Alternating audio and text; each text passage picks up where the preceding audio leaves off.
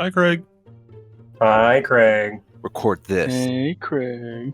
Hey, Craig. Hey, Shane. Nova.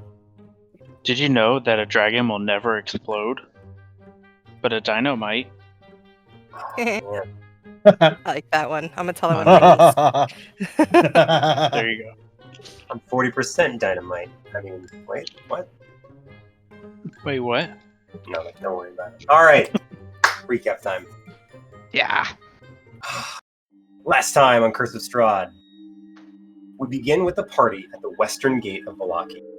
Splitting up, Bailey heads to the church and Father Lucian, while Otis goes to Victor and the Baron Valakovich's former home. Phil, Cora, and Valentine head off to Blinksy's shop, and Ambrosi moseys on over to the stockyard. Bailey and Irina, in the church, talk about the danger Strahd poses, this new threat, and they're worried that the party might be getting themselves into more predicaments in the near future, considering what's going to be coming about. She also admits that out of everyone in the party, Irina is the only one that Bailey would truly miss if she left the land of Barovia. She thinks. Bailey then Just to clarify, because you're not salty about it. Not at all. Bailey then speaks to Father Lucian about prayer and needing some time for herself to commune with the Morning Lord about her path and decisions. Father Lucian, approving in the way only Father Lucian can, provides Bailey the space she needs away from the trio gaggle of noblewomen that I think were in the church while Bailey was having her moment, devout meditation. At the same time, on the other side of town, Otis speaks with one of the servants of the Valakovich estates, hoping to speak with Victor about a spell that he's been long in pursuit of since, I think, the game, Brent. Correct me if I'm wrong. Yes, it's been a while. Alas, however, the lady... It's been a while. It's been a while. The lady of the house is not home, and neither is the young master. Victor, turns out, is actually at the Blue Water Inn, and after saying this, the servant promptly quits, saying that they are done serving the Valakovich family, leaving Otis alone on the estate. But he chooses not to rob it, so, tragedy. Anyways, moving on. Valentine, Cora, and Phil take in the wonderment and excitement that is Blinksy and his many, many toys, and all the marvelous sights that the shop has to show. Phil picks up his requisition, but also commissions a new creation and admires some of Blinksy's newest work, a recreation of possibly Phil in doll form. At least that's what I've written down here. I think it was a ranger or something. I don't know, but it was pretty cute.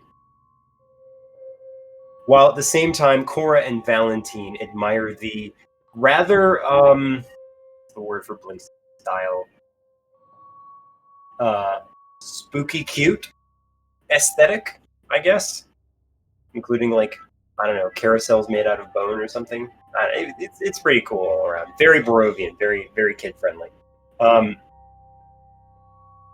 Otis then returns to the inn, or at least we move to that scene, and meets the wolf hunters that we had met and that guided us along our path days ago. They warn him about Mount Gaucus, the mountains just south of Vallaki, that if he's going to do it, he's going to need warm clothing, food for a good long while, to hunt anything and everything he can come across, because there is nothing there really to eat. And also that they need to find somewhere safe to camp down. If you camp out on the mountainside, you might just freeze to death or be attacked by the local gargoyles or amber-touched that stalk the mountainsides. Oh, and of course, it's going to take days trekking those mountains by foot. Otis notices Victor and Stella sharing a drink and begins to regale them about his staff and his own interests in a particular spell he hopes Victor will share with him. Something about animating Victor's dead cat. Turns out Victor actually uses the animate dead spell to do that, and Otis admits that he was hoping it was a find familiar spell. Unfortunately, Victor does not have that spell in Kazan's old home that he had been learning from, and so, unfortunately, Otis will have to find new venue to pick up for himself a familiar. However, just as soon as that conversation ends, Ambrosi comes in and speaks with Danica, placing a package to be picked up later on a retainer for somebody that may or may not be showing up, and we'll see. The party then gathers back, heading upstairs to speak about a very private matter. Ambrosi's hope that will resurrect Isaac back to the party. And we agree that while the ritual should be performed, words rather than letters should be shared between the hopefully newly risen Isaac before we ask anything of them, especially. Agreeing and heading back downstairs to toast to a well-deserved drink and successfully bringing the beacon of Argynvost to the land, the party shares a hearty glass of red wine number 5. I can't remember all of it. Red Crush, right? Is that right? Nice. Did I get it? Dragon Grape Crush? mash number 3. There we go. Great Grape mash. mash number 3. MDM. No. Right? Mad Dog 2020. Continue. And to Bailey's credit and to the wonderment of Valentine and Cora, Bailey produces the spell Daylight, and they bask in the warm, sunlit glow of Bailey's incantation and the promise that maybe this will be the future that finds itself along the lands of Barovia. And our last scene is with Phil and Esmeralda sharing an intimate moment at the bar, giggling between each other. A couple of, a bunch of people that may or may not be up to no good. As the session ends with our party setting down for a long rest, wondering who might be coming tonight to visit them. Today on Curse of Strahd. Take it away, Dice.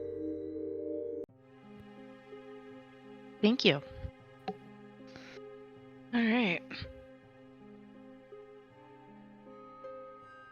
Y'all ready? No. Character question? Nope. We were running a little bit late. Let's just go. All right. I have concerns. Concerns. It's okay. There's gonna be plenty of questions to roleplay. It's fine. We're good. All right. So we had started. We had ended with you all resting in the one room together. We have Ambrose in an inactive state, outside, not in his armor. Yep. We have Phil sitting at the table with an Ambrose blocking his way, looking out the door, correct? Yes, letter. Mm-hmm. The rest of the party is sleeping. Jeez, you sound like a lawyer letting out the facts. Like the Right. Here's the case of the matter. Making sure that's where we ended. I want to make sure that's what everyone's good. Yes. All right. You guys have your watches set. Is there any? I don't remember what they were. Sorry. I was taking last watch. I know that. I was taking second. Bailey's sleeping. I think I was third. Yeah, I think so too. Okay. All right. We said it was about 6 o'clock. It's a little early to go to bed, but you have an early morning. Ambrose, you are conscious, but you are technically incapacitated, so you can't take any reactions or anything. By the way, looked that up further for you. And Phil, you're just writing the letter. Anything else? Keeping an active perception out for anything after hearing that. Oh, I'm gonna come see you every night. So every now and then I'll look out the window, see if I see anything outside, kind of peek around Ambi, and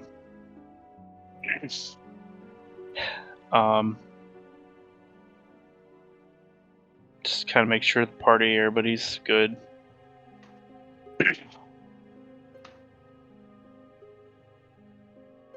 Okay.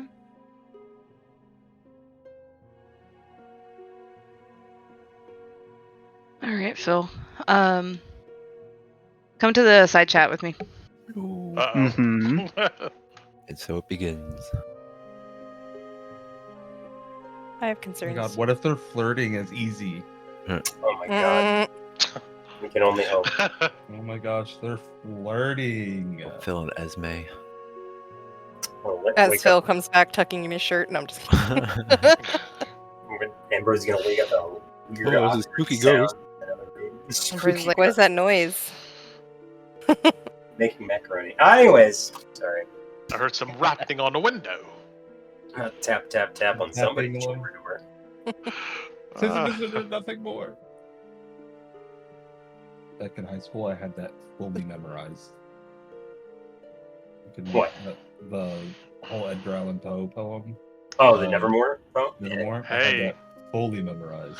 Fun fact: in middle school, I did like a couple, like I think like a year of theater, and I played Montresor from the cast of Amontillado That's so cool. on stage. It's the one where he walls up the guy. Yeah, the And, like, Telltale Heart? Yeah, No, but that's well, no. Well, look, I have to look The it one up about the exactly what Masons? it is. But yeah, he has a long, diatribe, and at one point I had to memorize. So it was so hard for me. That's when I knew I couldn't do it. Like, I can't do theater, man. Like, I cannot memorize this stuff. It was so hard for me to memorize, but I did it. It was fun, and I got to wall Awesome. up a guy on stage. It was really cool. That's so cool. I was I did acting once in 6th grade. Nope, never mind, they're here. I died. They're here. You died? Oh, I died. Were you playing there? Rest in peace, Phil. I don't believe you. Who's your next New character? character. Yeah, who's my next character? You're on a so run, Esmeralda man. comes back then. Ah, wow. She really tuckered out, that guy. All right, Phil. So you have gotten up, closed the blinds, pulled the drapes. What are you doing now?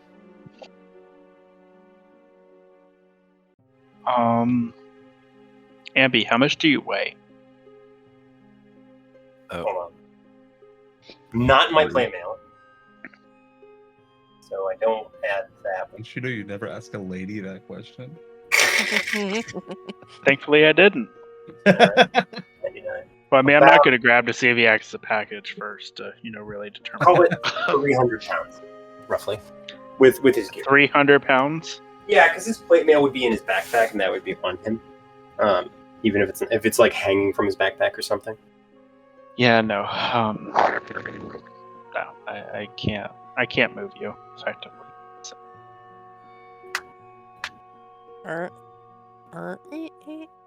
Just push him. You could like spider climb over Ambrose if you want to try that. I don't know.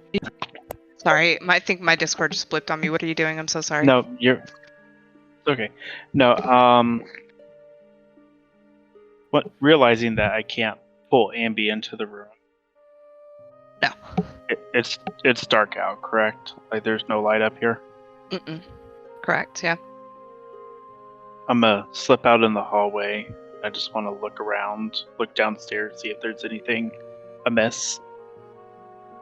Okay. You walk into the hallway, looking over the balcony down into the tap room that has emptied.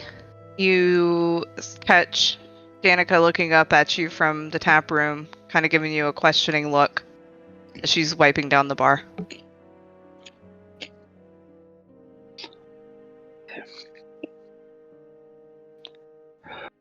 The stairs going down go outside, correct? Yep.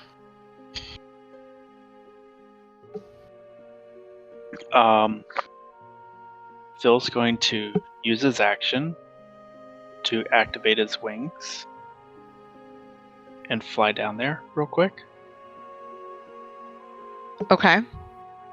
Look at her and pretty much tell her what happened.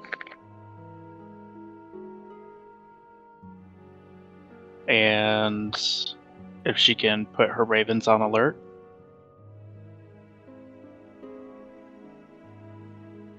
And then before that minute's up, he's going to fly back to the upper balcony. Okay. She just nods quietly, and you see her run into the kitchen. Then I'll fly back up and slip back by Ambi and back into the room. As you're going to slide back by Ambi, you hear 3 knocks at the door. Uh-oh. I'm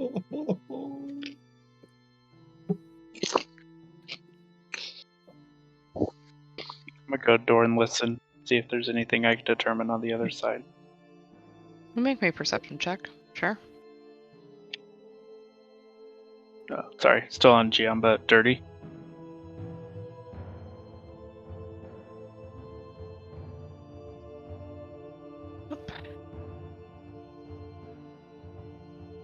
You hear in a deep voice that you kind of know all too well now.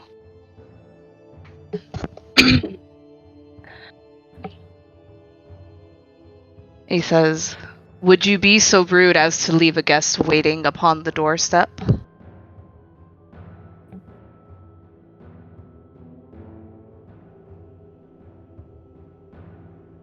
Is it Strahd Oh yeah. voice? Uh-huh. Phil's gonna whisper back through.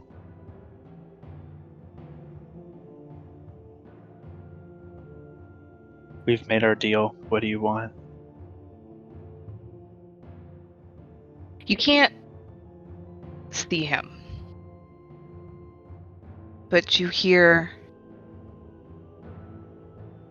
continue to be rude and find out how I gain your audience, or give it to me willingly. And you hear very sure steps start walking back down the stairs. Phil will slip out and close the door behind him. And you see him there, standing one leg further down than the other, and he doesn't turn around to look at you. Not just you, Phil. All of them. Are you inviting me inside, or is everybody coming out? And you notice already there's this at night. It's usually been pretty clear, pretty still, pretty quiet, but you can hear the deep and rumbling of thunder rapidly closing in towards Valaki. The wind starts kicking up. Phil will reply, "This is not my establishment, so it would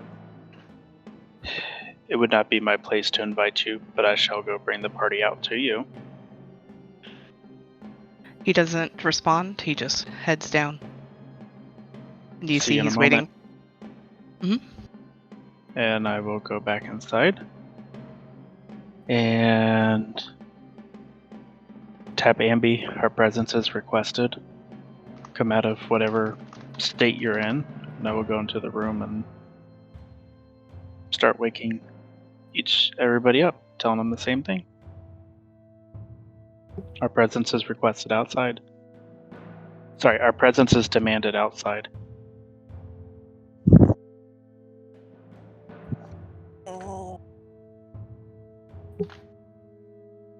Bailey, yeah, go ahead. That's it. I'm just flutter open and nod to you, Phil, as you pass by.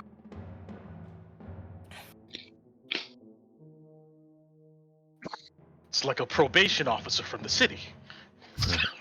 Bailey's like a super duper tired toddler, and she's like dragging her feet and looks really cranky. That's fine. It's actually better that way. Way to the out. Would I be under the impression that he is requesting Esmeralda and Irina as well. You can make whatever assumption you'd like. Yeah. I'll wake up Esmeralda and Irina, advising them the same. Okay, they'll follow out. And I will lead out first, since I'm the one waking everybody up. I'm supposing this is almost immediate, right, Dice? Like people are just leaving? I'm hoping so. I was about to ask. Oh, yeah. Okay. I am grabbing all my things. Mhm.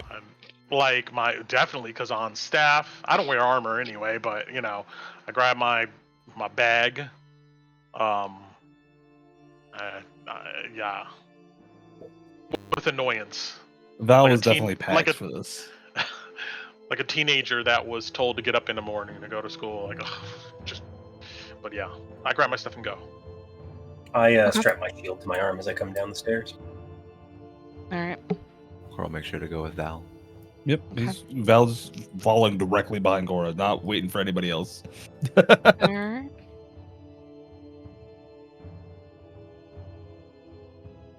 It's funny trying to grab your guys' tokens as you're moving them. Adventure. Remember to Shit.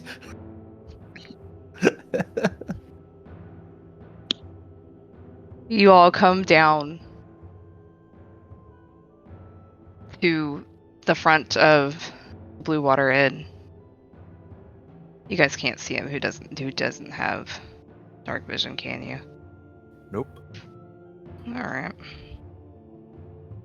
I'll give him an aura just to make this easier. Bailey's giving off light. You could always just put it on her. Are you giving off light, Bailey?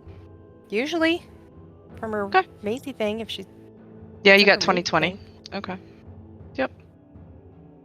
So you guys should be able to see him then. And you see him standing there, and just as Phil had recognized, as you guys had started heading down towards him, you had seen the stars are gone. The clouds are rolling in. And as the last of you comes down the stairs, the thunder starts rumbling softer. And the incoming storm seems to almost immediately dissipate. And he smiles at you all.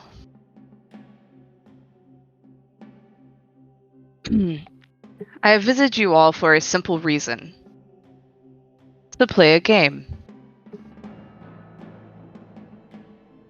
He kind of looks at you all to see if you have any reaction or if you're waiting for him to continue speaking. Bailey's just waiting for him to continue. She's just looking at him.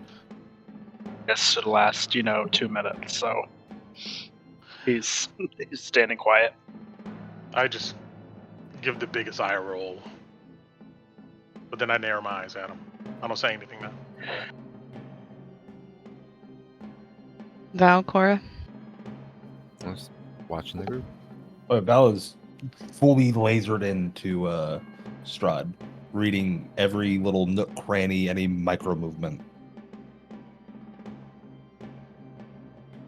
I will take your silence as agreement. You can step closer if you wish. Does anybody... Yeah, Phil does.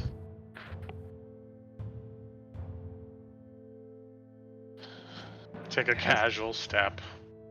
Oh, no. Go for it. After you. No. Just moving her.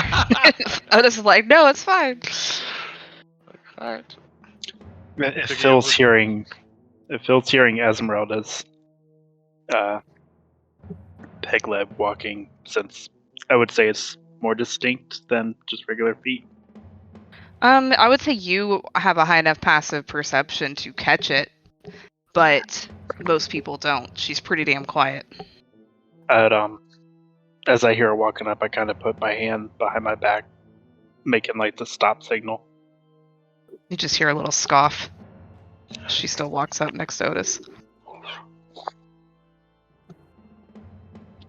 Good. Next. I'll explain the rules of the game. From now until the game concludes, you all are forbidden from communicating or coordinating in any way. And if I believe that you have broken this rule, I shall take it as an immediate forfeit, and at least one of you shall not see the moon set this night. And we're gonna pause in game real quick. I'm gonna let you know. I need to trust you guys. Anything spoken out of character, even across quote unquote the digital table, or any notes or anything, will be treated as in-character communications while this game is going on. Still have the mind link going on too. Oh shit. Are we allowed to talk to you guys? You're allowed to talk to me, but any inter-party conversations is counted as inter-player conversations and vice versa. So, and I would trust you guys not to do anything at a game. But I just wanted to let you know. So, that goes for characters and you guys. And Strahd continues, saying that tonight, I will drink the blood of one of you. I will return each night to drink their blood again, until the sacrifice dies and rises as one of mine. Unless you are far weaker than I anticipate, the process will take several nights. Such an opportunity to savor one's meals is disappointingly rare. I hope you shall not think poorly of me for taking advantage.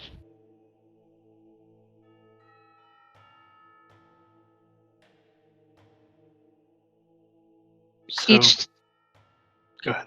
Sorry. Yeah, sorry. It's each time one of you joins my ranks, I will choose a new one to join us. But it is for you all, the Dawnbreakers, I believe, which will be next to receive my gift. In order to vote for the first one among you, you must hold the name of your chosen within your heads. Using my magic, I will look into your minds to discern who you have voted for. Val instantly drops the as soon as he says look into the minds, the link drops. Okay. Whichever one receives a plurality of the votes shall be chosen. If no one receives a plurality, you all shall immediately forfeit. If you forfeit, I choose myself. If you refuse, I shall claim the chosen's life instead of their blood, and I shall return the following night, whereupon we shall play this game again.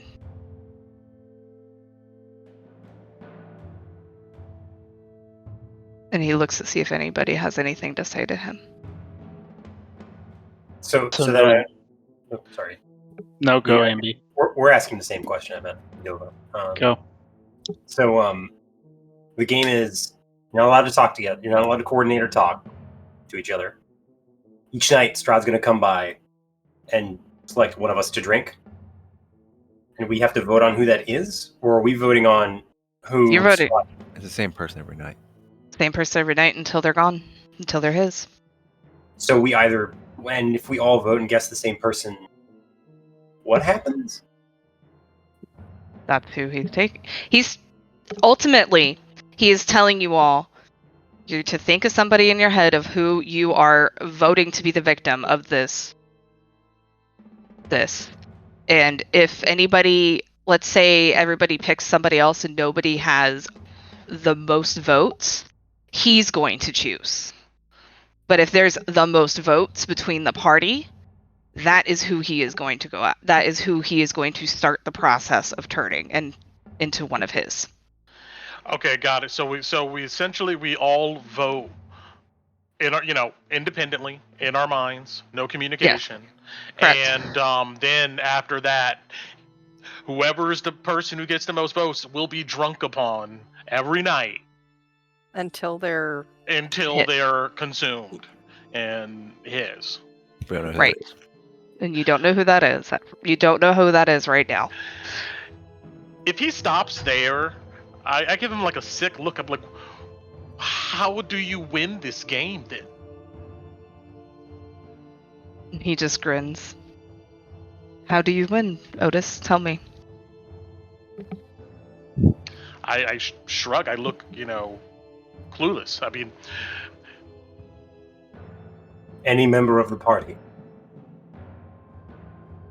excluding Irina, only those that got pricked.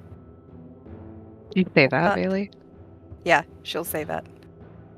And he kind of looks a little taken aback for a moment at you speaking that, and he cannot tell you who you wish to vote for.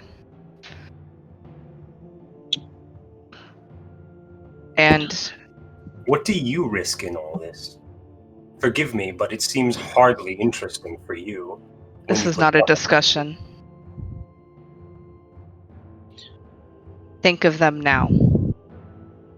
And I need everybody in their private message to send me who they think of. I got one more clarification that's really important. You can't vote for yourself?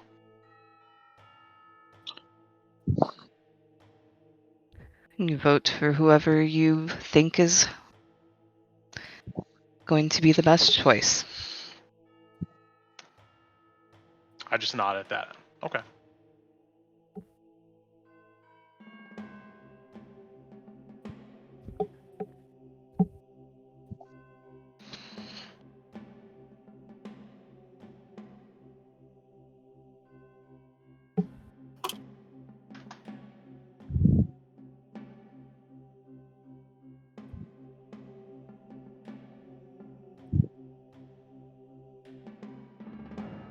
So wait, on Otis and Ambrose, I think. Yeah, sorry. Don't be, I'm just making sure I'm not missing somebody.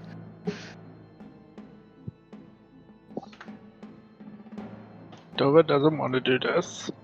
Neither do I, but I was like, that's Bailey's thought. That's what she would have thought, so.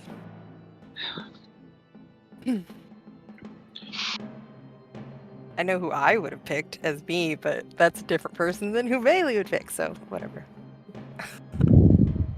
Can I make a check, dice? Real quick? Nope. No. Nope. It's got pick. First one in your head. Pick. Pressure.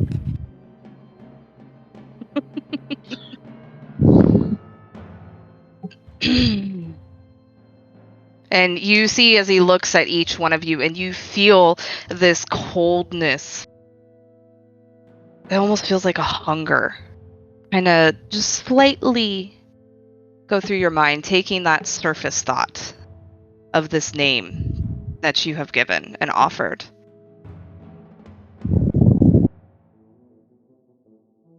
And he looks between every one of you.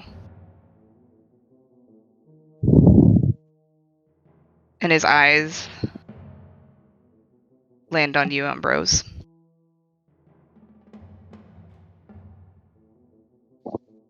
Come then.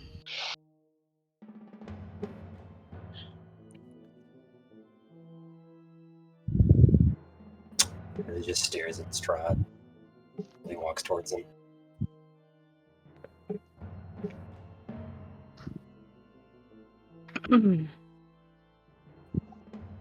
You don't have your armor on. No. Alright. What is your maximum HP? 76.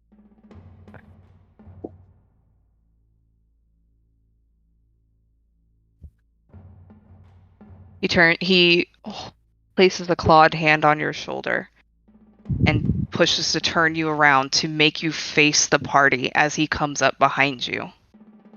Are you resisting? No. Okay. And he reaches up very slowly, runs a nail up the side of your neck to the bottom of your ear, and pushes your head to the side to expose your neck as he's standing behind you looking at every single one of the party. Do you resist? No. Okay. And you all watch as from behind Ambrose, Strahd's jaw opens, these fangs glinting in the light that is being produced by Bailey. And in a strike almost so fast you don't see it, you watch as those jaws, those fangs pierce and bite into Ambrose's flesh. Alright, let's get some rolls going on. Are you resisting at all, Ambrose, or are you just letting this happen? Wouldn't be much point in the path we've walked if I decide to resist now, Dice. Okay, I want to check. I don't want to go any further. Then, yep. Alright.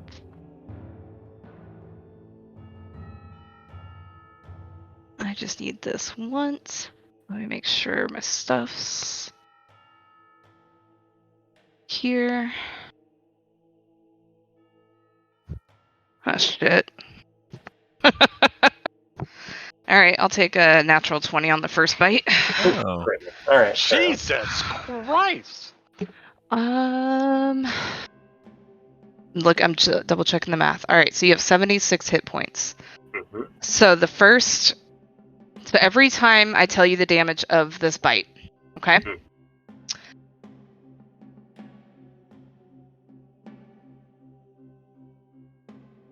It's what I tell you is the necrotic damage is going to reduce your maximum hit points. So you're still going to take the damage. You'll take the piercing and the necrotic, and then your maximum HP goes down by the necrotic. Got it. Okay? Alright. Alright, so for this first hit, your piercing damage is going to be 13. Got it. And then the math. I'm sorry, guys. I gotta do the math on this. I'm not trying to do anything funky here. Number Of course he die, crits. times the dice size. Yeah. Plus the mod. Carry the Mhm. 2. Divide by pi. 25 necrotic damage. Okay. And he's gonna keep going. Let's Okay, let's not get greedy here. Oh no. Yo! You said a taste. Thanks.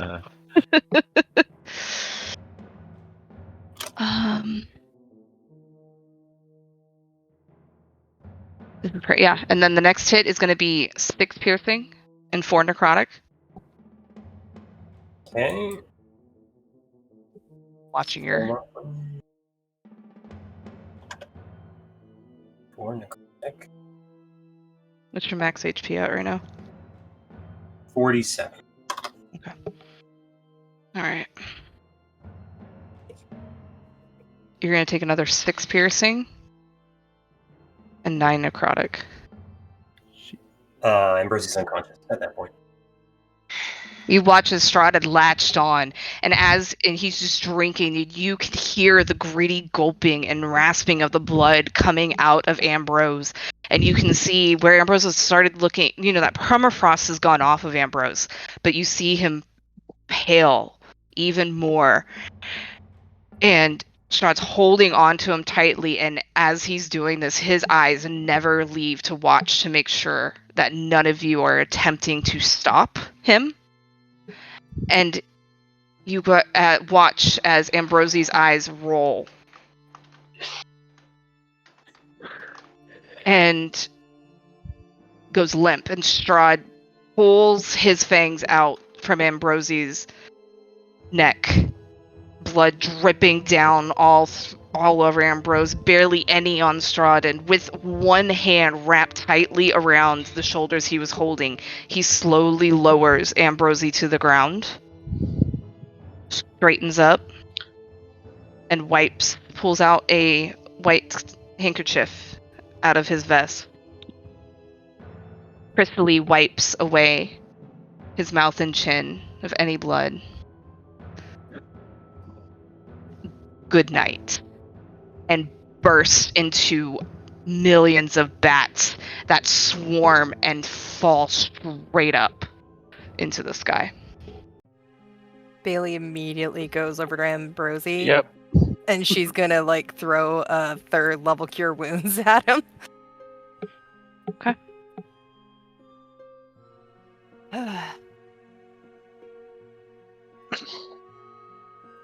29. Plus 14. So 40. 29 plus 14 is 43. Check your messages, Ambrose.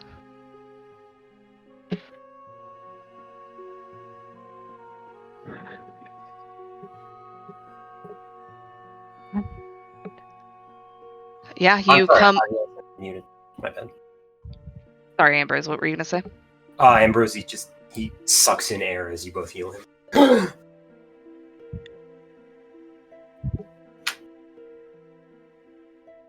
It was just supposed to be a taste, right?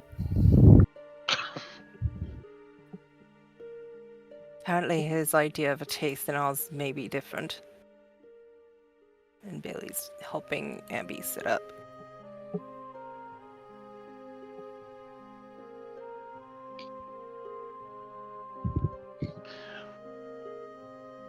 I'm just stunned for a second, I guess.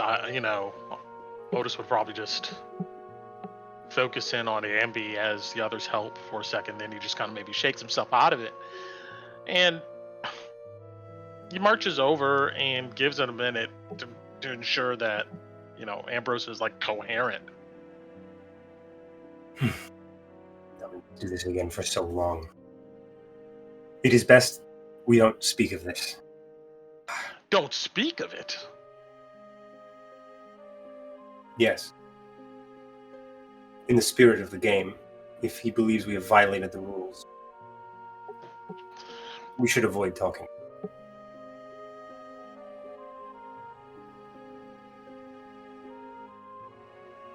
Yeah, and Irina comes running up to you, Ambrose, as they're helping you to your feet, and the red scarf she's always worn around her neck, she yanks it off and doesn't ask, just immediately goes to loop it around your neck. He has a big smile on his face. Nods appreciatively. It was my mom's, don't lose it. Until tomorrow.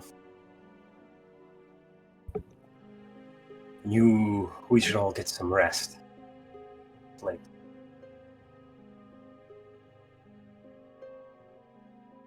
I turn around and I just march back upstairs. The whole event is sickening. Okay. Anybody else going upstairs? Are you all going upstairs? Ambrosie will lean on Bailey, Phil, and Irina if they'll help him upstairs. Probably pretty weak at this point from all the blood he just lost. Yeah. Mm-hmm. Can you do me a favor when you have a minute? Can you post what the rules of the games are for us, please? I will have to do that after session, Okay. because I'm going to have to take out the stuff I should know and you shouldn't know from it. No, I can that's have- fine. Just Cass, give me a medicine check, because you're really close to Ambrosie and you're a proficient healer, right? Mm-hmm. Yeah, give me a medicine check. 14. That passed. You would know Ambrosie is at 36 maximum hit points, so he is at half of what he normally is. Ambrosie. Oh, damn.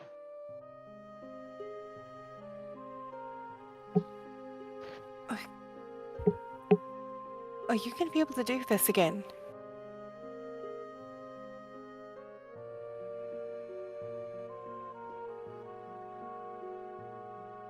We should not speak of it.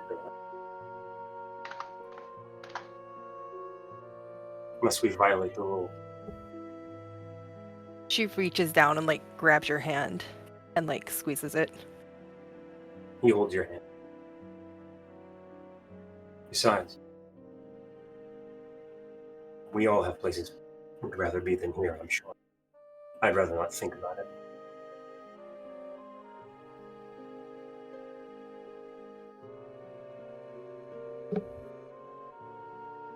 She's trying really hard not to talk about it.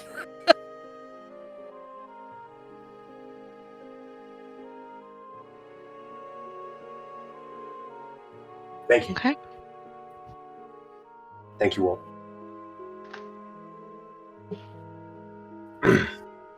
So, I must return to my post.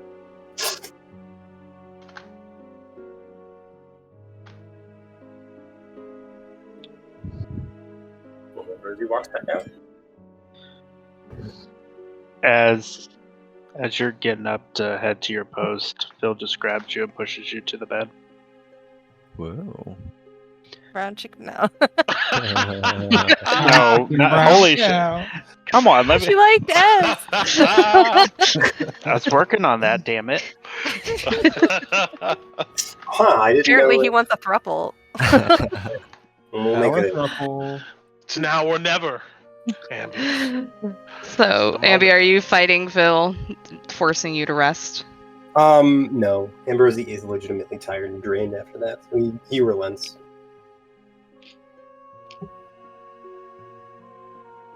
And just nods to Phil.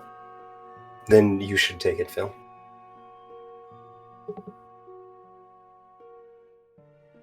No words are spoken.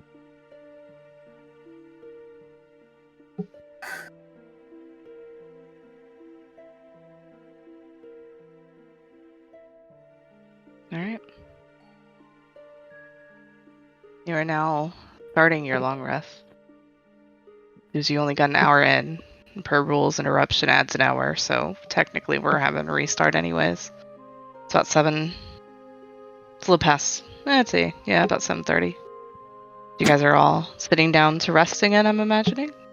Anything else before we get moving for the night? Well, sleeping in the doorway. Yeah, as everybody's going to sleep and Phil's restarting his watch, he'll go over, tuck Esmeralda, and give her a kiss on the cheek, and come back to the table. And She swats at you playfully.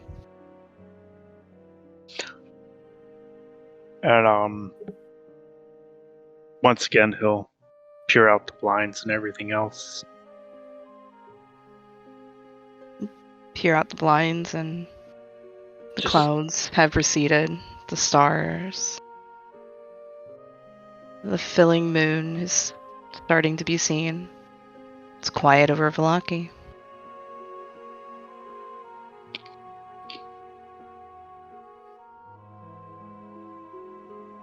Anything else, Phil? Nope. Val's in the doorways. Anybody else doing anything else before they fall asleep?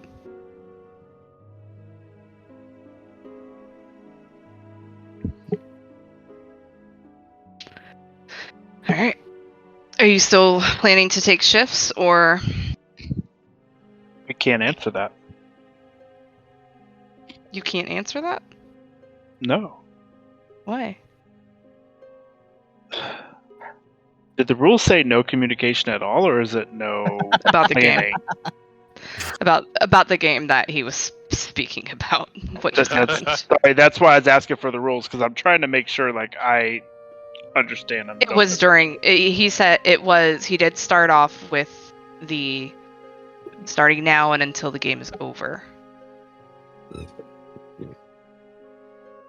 There's supposed to be no communication or no planning. Both. It was. Yeah. About the game. Anything From that now related until to that event. Until We from can- now until the game concludes, the players are forbidden from communicating or coordinating in any way. Oh, in any way, okay. At all. Okay. That's why Well- Ambrosia is super cagey about talking. You want to break the In that case, Phil will not wake anybody up for the next shift.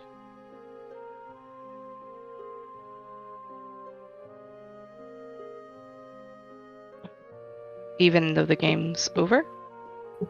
I didn't know that was the end of the game. Said now Is it to the end only of the while game. he's there? Yeah, Game we didn't. meaning the while we were out with Strahd. Oh, So we can talk okay. now, That's what I just thought not initially. while. Yeah, Oh, okay. oh, sorry. Yeah. From now until the end of the game. The game Okay. might like the game could be going on right now, and we can't talk about the game. Or it only lasts while Strahd's here, and he didn't clarify. So Nope. you might be breaking the rule if you talk about the game when he's not here. So yeah, we just can't talk about the game, but we can coordinate going to sleep and watches and stuff. Yeah. That's unrelated to the game. Oh, see, sorry. I take Don't shit to be. the extreme. So I love the literal thoughts processes that half the group has. It's great. I love the different minds. So, alrighty. Well, here's what I'm gonna do to keep it fair. Phil would wake up somebody for the shift, understanding that.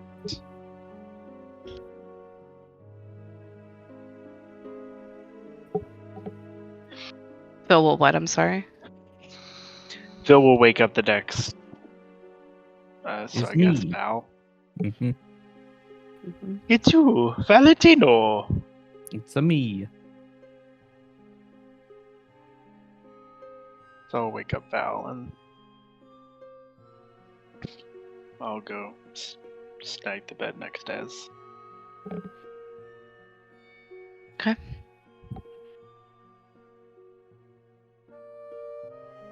Anything of interest that you'd like to share with the party that you're doing on your watch, Val? Nothing that they would notice. Wow, Val, your voice changed. Mhm.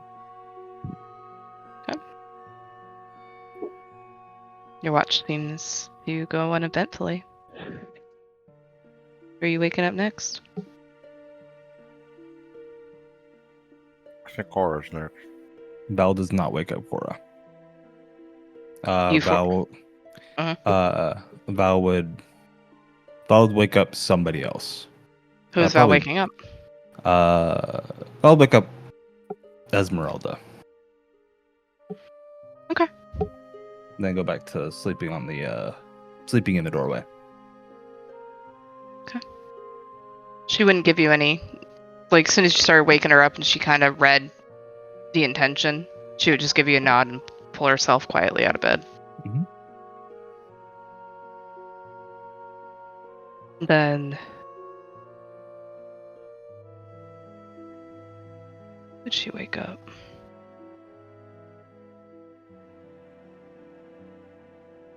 She'd wake up Otis, since it was previously said that Otis would take the last watch.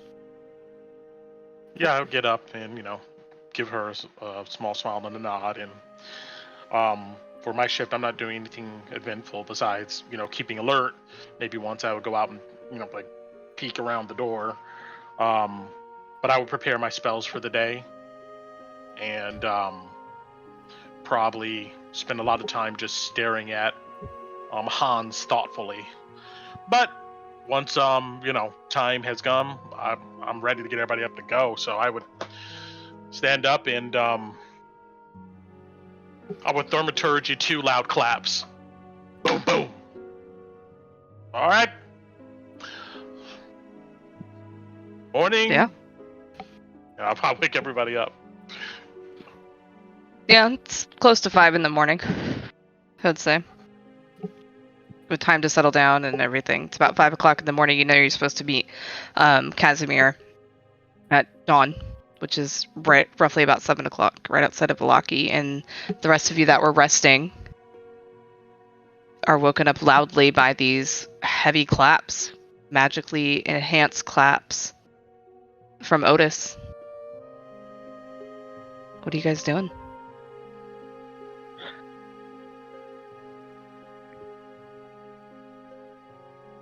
Val would, upon waking up, just shoulder his backpack and go try and help in the kitchen.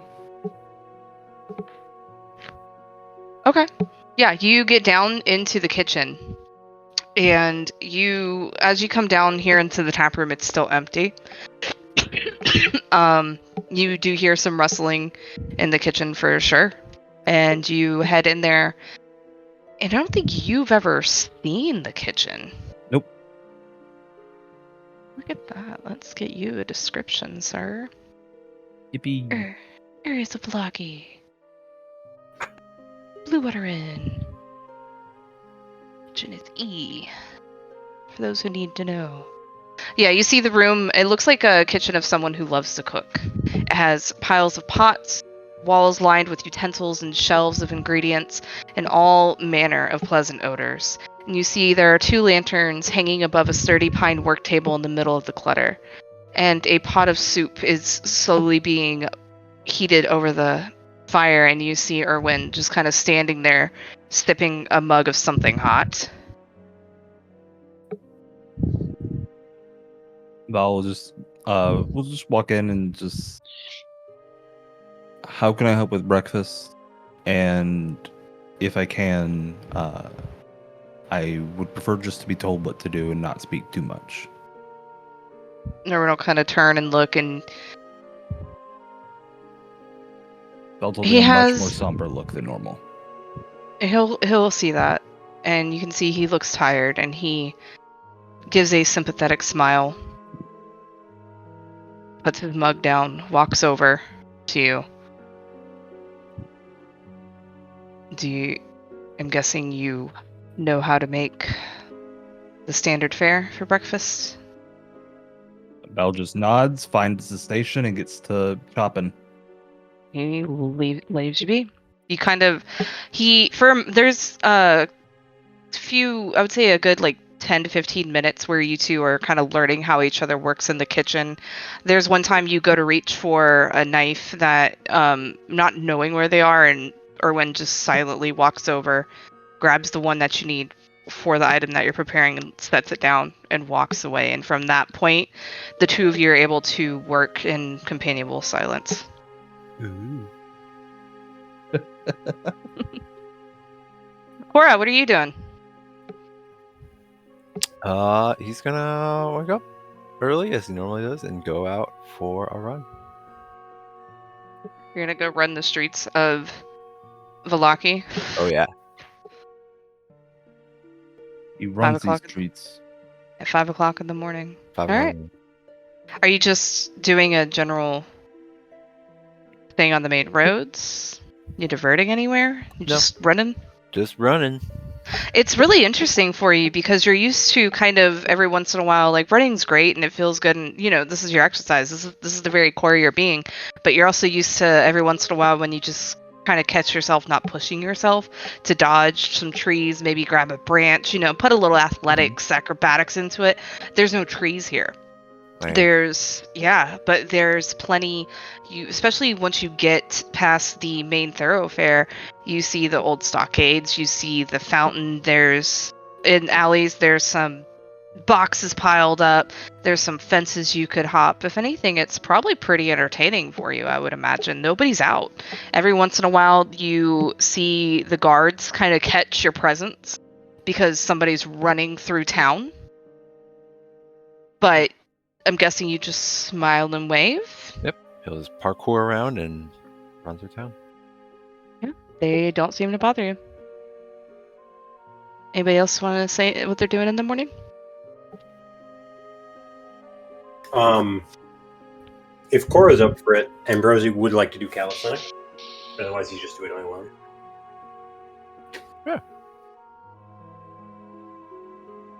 Are you going for the run with Cora? Oh, well, if Cora's going for a run, then yeah, Ambrosi would. Let's do To it. limber up. In your armor? No, Ah, I'm not that crazy. Irina will join you guys. Yeah. If we were doing like sparring practice, then maybe. No, but Irina would join. Mhm. The three of you. So especially once they see Irina and Ambrose, the guards would definitely not look at you too much longer. Yeah, that's profiling. Right? Yeah, it is. But you know what? If you saw somebody running around Kresk and you didn't know him, probably be wondering about him too. Shouting parkour everywhere. Yeah. Parkour. Par- Anybody have any? Anybody have anything else they wish to state that they're doing in the morning? Before I gather you all up for breakfast. Bailey is very quiet. So I'll just. She's very quiet and she's got a big old frown on her face.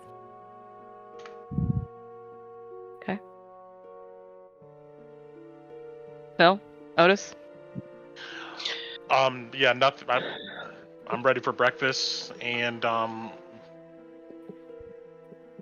mean, are we all at the table here at the moment, or are you just asking No, me I whether? was. Okay. If you were doing anything of any sorts before I get you all to a table. Nope. I collect my stuff and I'm ready. Phil? Nothing of note. By the time Val is done making breakfast with Erwin, I would say everybody is gathered at a table. I can long rest, right? I can hit my button. Yes, hit your long rest buttons. Absolutely. Woo! And between Val and Erwin, you guys are greeted with a pretty decent breakfast. Bailey, you're not giving any meat, because that's the only thing you've really shown them. Because you know you don't want to eat rabbit or wolf that's been picked up. And the rest of you are given standard Barovian fare, good root, but definitely heavy on the potatoes, heavy on the greens, the dark greens, a little bit of meat thrown in. You guys have the tap room to yourselves. You guys wanting to do breakfast, or are we moving on? I just say we should make one more round at the lot to pick up any extra supplies. Remember, we need double food, right? Yes, and the church as well for Father Lucian to bless our journey. Yes. I would say Val. The only just real quick for you, Otis, because what you're saying, because Val might want to speak up to this. While you were helping Erwin just silently, he still had you help him pack up your guys' rations, and he did make plenty of rations. There is a week's worth of rations made for each one of you. Wow. There's 7 by 2014, which is 7 rations, and if you're 2024, a ration feeds you for 2 days. Okay. So he gives the entire party 7. He gives each individual person in the party 7 rations. So I don't know if you wanted to say anything, Val, to what Otis just said. If not, continue, Otis. No, I would just bring out the rations and just start passing them out. Great. And Ambrosi, you already got some rations from the other side of town, right?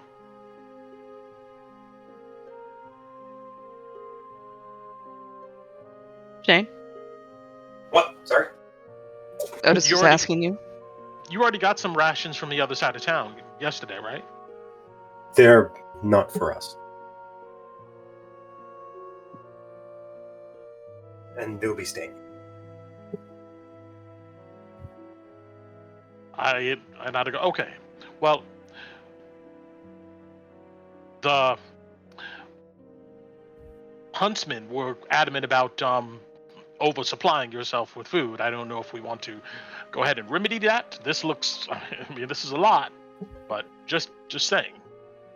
Surely this must be enough, no? Okay. I don't know.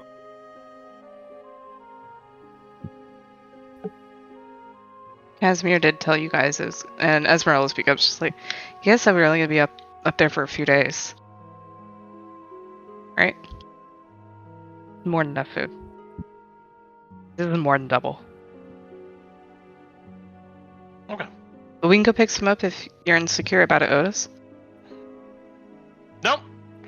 I mean, we have everything else. Climbing kits.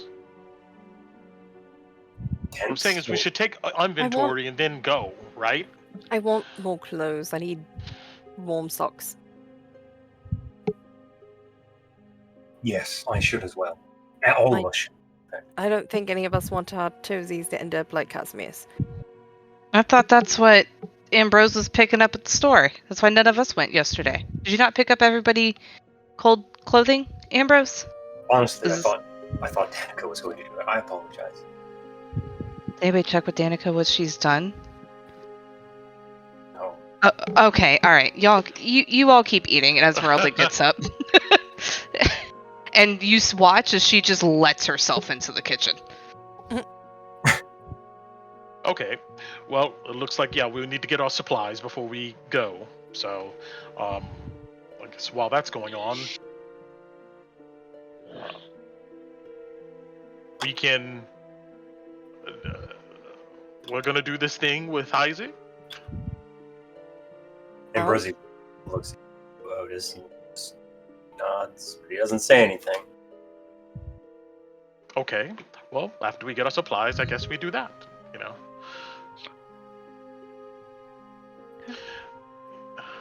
You know, the best way to handle all this is to stay motivated. Look to the horizon, right?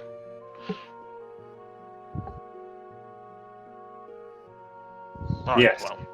There is something to look forward to. I agree, Otis. Keep our morale up. And Esmeralda comes back out through the kitchen. 2 sets for each of us. The rations are supposed to go on the back of Iggy. His hooves have been cleaned, clipped. He's been brushed, well fed, and also has extra blankets packed in there. Fantastic. Thank you. And so what else do we need? Who has climbing kits? That's a good question. I do not. But I have been working on a recent incantation that should prove useful. I could take to the sky. I don't have wings, gesture to Phil and Cora. But I would say still having some climbing gear is a must. Who knows what may happen. So I don't have any on me right now. I just look around at the party. Phil just looks. I'll go. Gear. I can go get some. What is it? Do you need some coin? 2, 6. He just shakes his head no. There's 8 of us, so. Phil and we need a set of winter clothes for everyone. Socks. I look at Bailey. Esmeralda goes, I just said Danica has 2 sets for each of us. Okay. All right, so we just... Okay, sorry. We just need the climbing gear, and we're climbing gear. I have some. Depending on if there's snow shoes or something. It's up to you. Got it. Rope, Understood. maybe. I don't know how many of you have ropes. Okay, so we need, gear, adventure gear. All right, rope. Yes, I say some extra rope would be probably good. Are we going to need firewood? Firewood, exactly, yeah. Yep, that's another good one.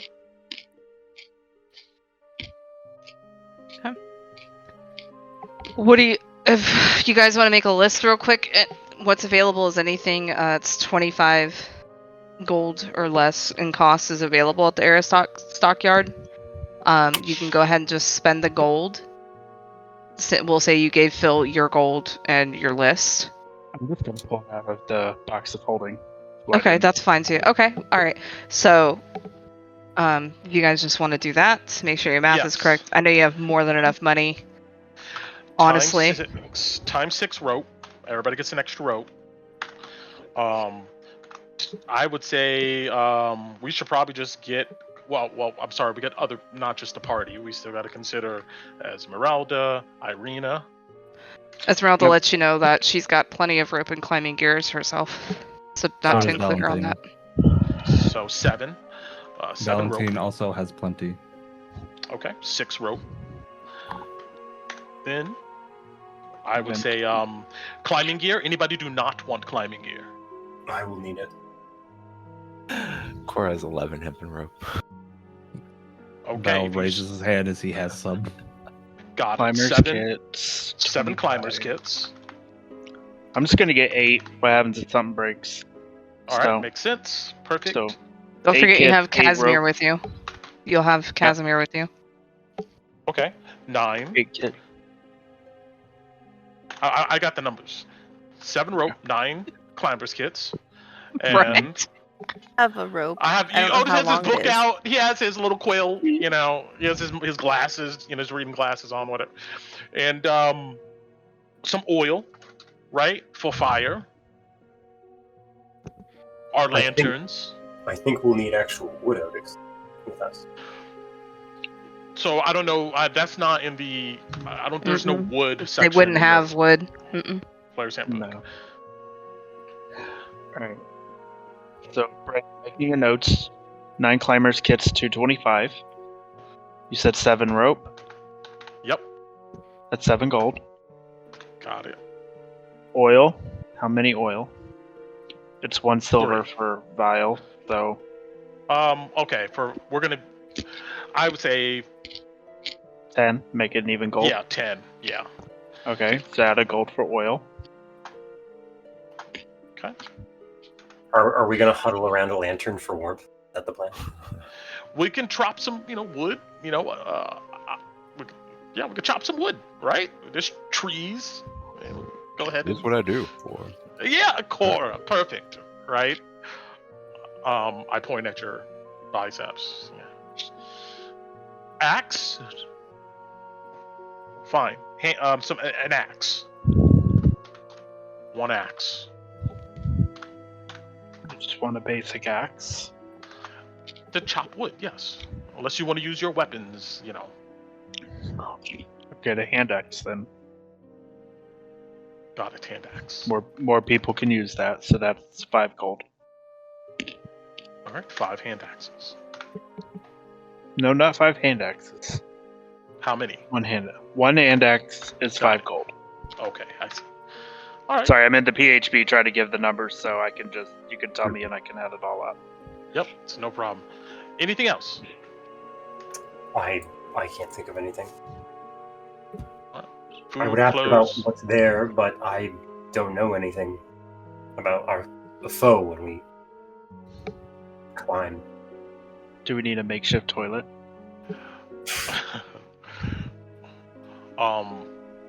We could dig a hole. That's what we've been doing. You guys really haven't stayed on the road at all since you've been Actually, here. I give you okay, but I You give guys you have been guys using a weird outhouses. look. I go. Actually, I don't know what you guys have been doing. Like, Rosie doesn't really It's just eat. in all our pants. We just took it with us. Let's add 2 tinder boxes to that for gold as well. okay. Gold. There we go. Okay.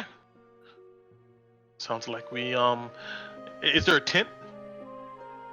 There is a tent. Do we want a tent for 2 gold pieces? I don't have any tent. I think we should probably get some tents. Yes. We need shelter. I suppose that makes sense. Yes. Alright. 2 tents for 4 gold total.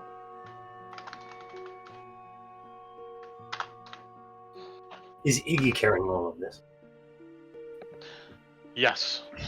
Do we need to get more extra? I mean, they have packs for horses that can, so they can carry extra we- stuff. Do He already We had have that. plenty- He already has Yeah, packs. Yeah, he's Yeah. set up to be a traveling mule. Cool. Thank you, Jason. Yay. And we also have, like 200 pounds of room right now, so I think we'll be okay. Oh, I know a couple things we can add real quick. They have weapons here, right? The lighter. Yeah, Do yeah. they have a light crossbow? Could I find that? Is it under 25 gold? I'm looking. Yeah, thanks. It's 25. There you go. All right, for my own money, I'll do that. I got 2 minions. I need to go deal with, actually. And I'm gonna get 2 light crossbows and 2 spears, and that's it. Okay. A spear is 1 each. And it's all coming out of the box. We got plenty, so just Okay. So 50, and how much for the spears? 1 each, so 2 for 2 2. spears. Got it. All right. We can add it all up now. So Do you want to give me the numbers and I'll do it? Yep. All Go right. ahead. 7 plus Climbers Gear 25, right? 225. 225. Mhm. Plus 1, plus 5, Mhm. plus 1, Mhm. plus 4, plus 50, plus 2. 295. Big spenders. I know, right? Holy cow. Honestly, you guys like really did help the fucking economy in Blackie Oh, with yeah. these 2 days. So, and it's 2 Electrum per gold, correct? I don't remember off the top of my head. Let me look and leak some references. From 2 gold. Yes. All right. So, what I'm gonna do is I'm gonna take that 295 times 2, and I'm gonna give him 590 Electrum. Cool. Damn. So I will I'm gonna note that in the box. And Brent, you have the list of supplies. If you don't mind sending that to me, and I'll update. Yeah, 590 total. Yeah, 590 Electrum Gotcha. is what it's gonna cost. So I'll Okay, I put it in the loot channel. thank you.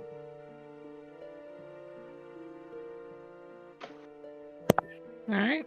And I will put on myself a climber's kit, an oil, Cold weather clothing. yeah, I guess we would change out at some point during the day, or the morning. Then we got to go get Casimir, right? After we divide all this stuff, and we can hit the road.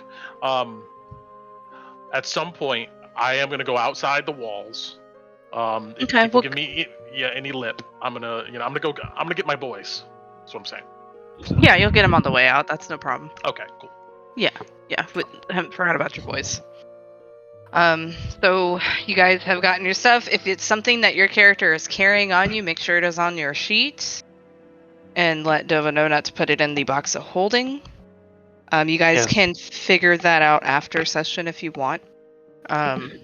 Just post in the fine. loot channel what you're taking, and I'll put the rest in the box. There you go. I would say everybody should put their own rations. Add 7 rations to your list, and as well as 2 sets of cold weather clothing. Got it.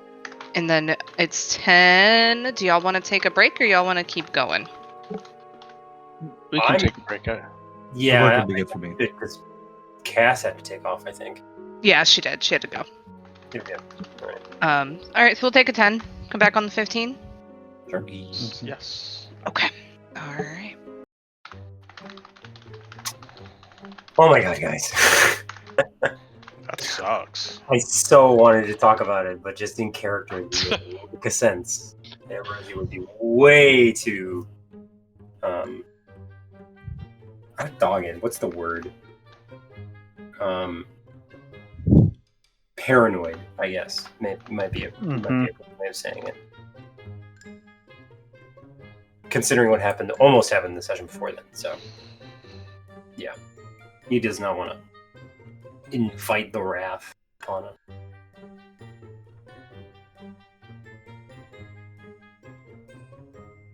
Thanks. I love That was that. Yeah, that was not who I was expecting to get bit. I wasn't expecting that, but I had one of 2. I was the first bro, choice. that may have straight up almost killed me. Like literally, like yeah. That man critted. Yikes. Yeah, I know. I can't believe you're rolling the damage dice. Hmm? Just in case he crits, there's a 5% chance you could insta-gib somebody. I love it. Yep. Oh yeah, I rolled every single one. For me, that would have been game over. See you guys later. I thought we weren't Right. playing 2nd edition Curse of Strahd. Oh, there's a lot of 2nd edition lore and everything brought right back into this reloaded version. Great. Just remember, I love you guys. Yep. Mm-hmm. That was me. What do you not mean? That was real me. Dude showed up like, let's play a game. And went jigsaw on us. Once I realized that, I was like, okay, what would Ambrose do? I know what he would do. Be like, okay, you got it. Alright, Clamor's Kid. So -3 would be 6.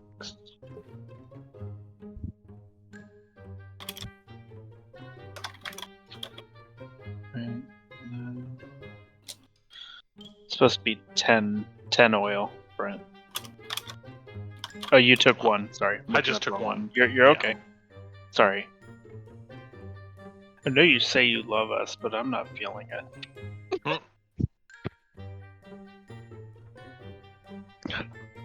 Tell your brother on you. Okay. Then he's gonna tell your husband. Your husband's gonna say, "Oh well."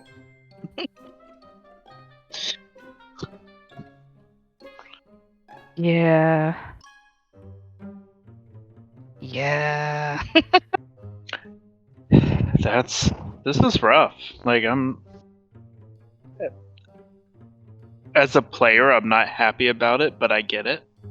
Like it's just the fucked up world it is.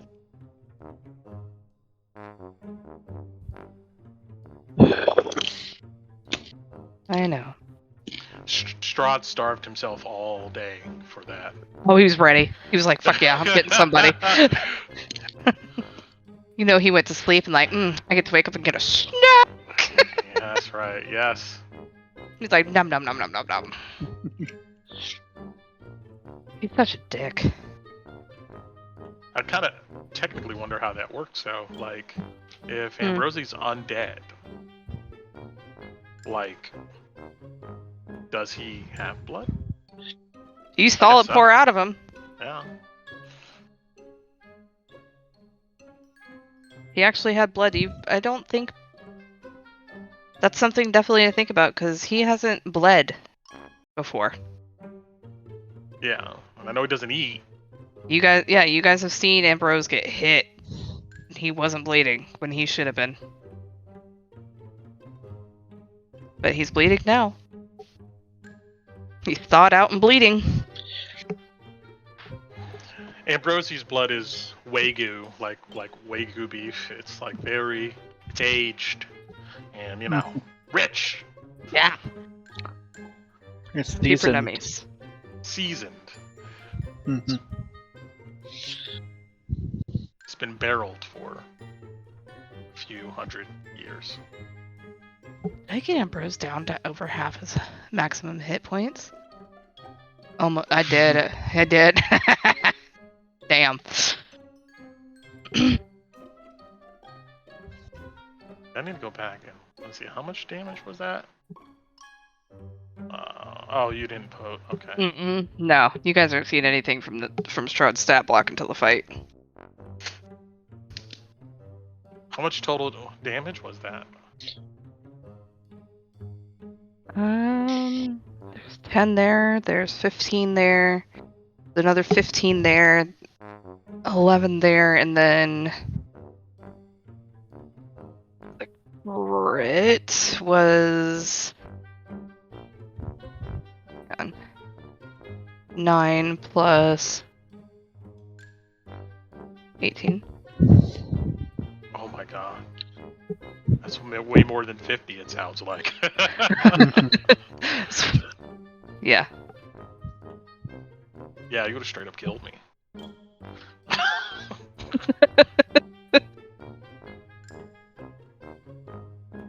I love that game. I think it's a cool change to Strahd. Mm-hmm. Said you want a vampire's biting. There you go. I almost yelled out at him, "You suck!" But I don't know how he would take that. Like from last week. Yeah, it's like, yeah, I don't need a volunteer in somebody's life. And I'm sitting here like the whole time, like, I don't want people to know who I picked. I don't want people to know who I picked. And that's like, but who picked him? Who picked him? Like, I'm in the moral quandary. I want to know, but I don't want anybody to know. Put it in the Ask the DM Anything channel. Ooh. I don't want. Yeah. Like, if somebody puts my name, like, I'd be sad about it. But I mean, I get it. You don't really have a choice. So, alright. Yeah, put in the Ask the DM Anything channel. Yeah. I appreciate you guys all playing the game, though. I know as a player, it's like, oh shit.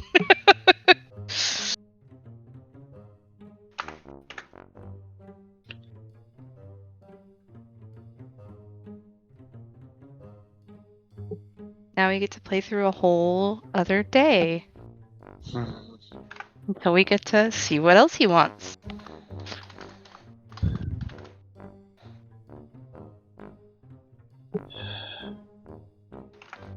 All right, I'm back. Hello, back. Hi. Guys, he did so many hit points of damage. Mm-hmm. It was ridiculous. You're all I ever wanted. You're all I ever needed. Yeah. So tell me what to do now. If we really want to answer that question, Nova, I think we should write down who we picked because we're going to have to keep picking throughout the sessions. Well, you'll know from the date. Well, I Go mean, back and look at if the it date. lasts that long, we're gonna kill him before that, right, guys? Right? Well, I'm back. Sorry.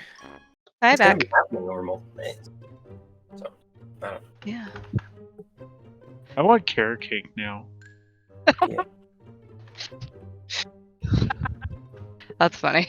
I want carrot cake now. Dang It it, should be a no, smart ass to say red velvet, but I don't know if that'd be in poor taste with what just happened in game. So Do you know that red velvet, the big craze around it, what is people don't make it right usually. They just dye basically vanilla cake with red food dye, and that's not It's supposed to be chocolate, isn't Yes. it's supposed to be white chocolate. with and it's not supposed to be red. It's supposed to be like a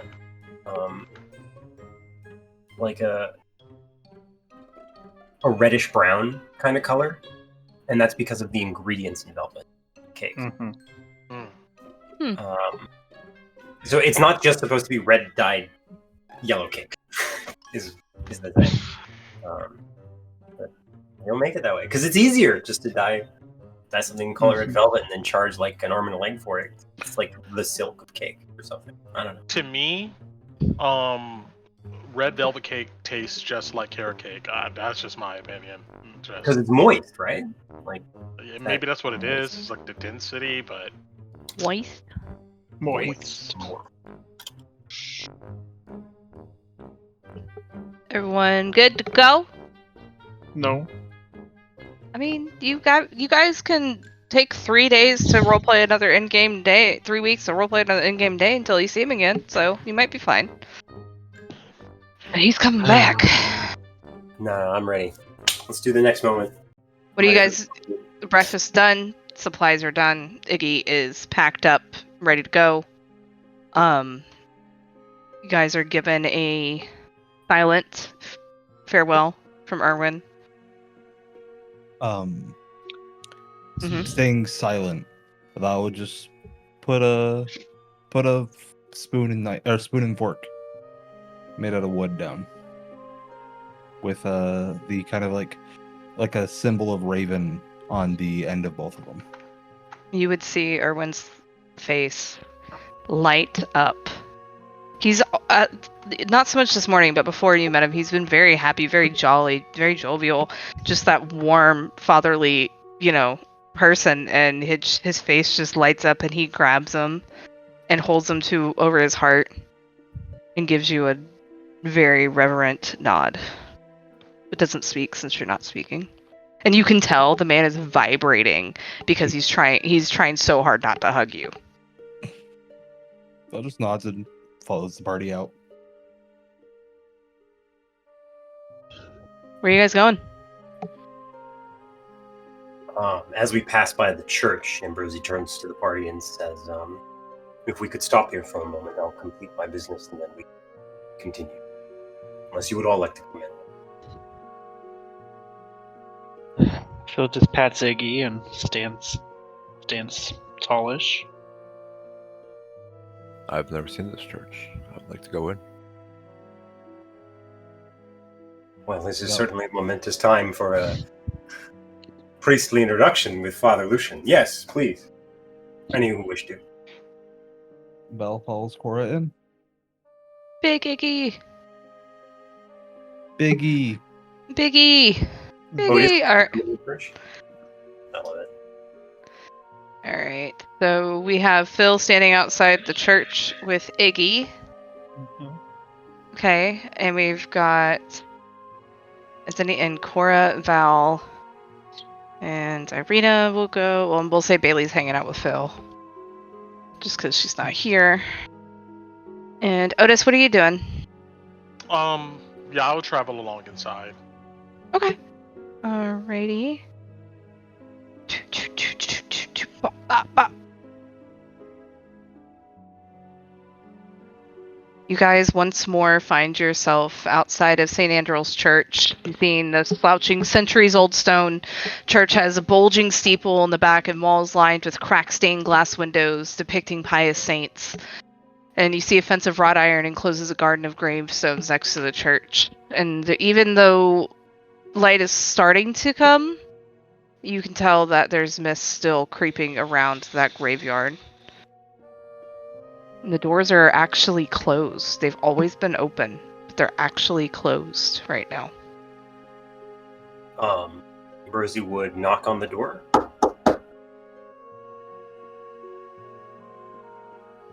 See if anybody comes to answer. A few minutes go by, and like you can hear until you hear the padding of feet, and the door opens, and you see a young boy with golden hair looking up at you, and you know this to be Yeska. Good morning. Good morning, It's- Yeska. The service isn't until dawn, but you can come in. Thank you. Could you go and fetch Father Lucian for us? He kind of like scrutinizes you a little bit, and then nods and starts running down the church. Running Thank down you. the main way of the church.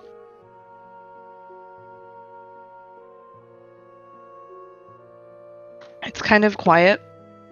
There's always seemed to have been people here, but for once the church is actually empty. You remember last night, Father Lucian probably stayed up well. You imagine Father Lucian probably stayed up well into the night after Bailey decided to help the town of Alaki with her daylight spell. As you guys kind of come in, it's the heady sense of incense kind of still lingers. It's burned in this church as long as this church has been around. There's candles lit, but not everywhere.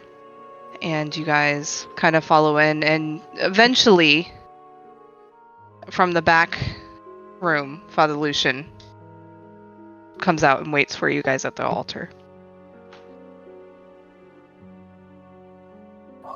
Cora, Valentine, I suppose introductions are in order. This is Father Lucian, the religious head of the Morning Lord here in Alaki. Yes, you always have a way with words, Ambrosi. And Father Lucian will reach to shake your Cora's and Val's hands. Of course, shakes it hard. Val doesn't. Val lightly shakes it. But with And you like could- respect.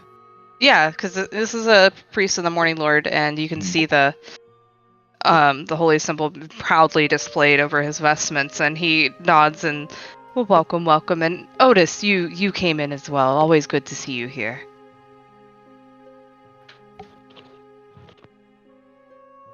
Okay. Otis isn't talking. Got it. Heard you shuffling, Brent. Now I went There to the you bathroom are. really quick, but I nod. Okay. It's a little early. You'll have to excuse I'm still waking up myself. We were up late into the night. What can I help you with? I suppose we should just come right to the point. Would you fetch Isaac for me? He kind of blinks. Isaac, they are safely put away as requested. Fear their duty is not yet done, but those words will be had soon. If you could produce Isaac, we have a miracle to perform. And his eyes kind of dart over Val and Cora. Val shakes his head.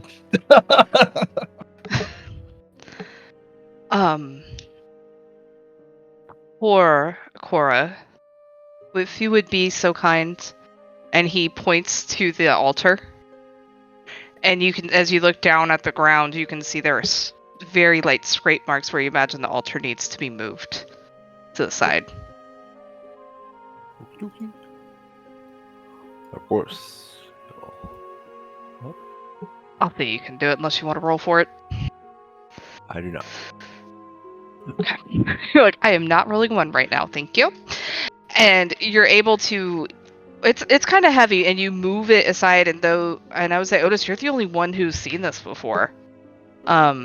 Where, underneath there is a very small place where the sacred bones are placed.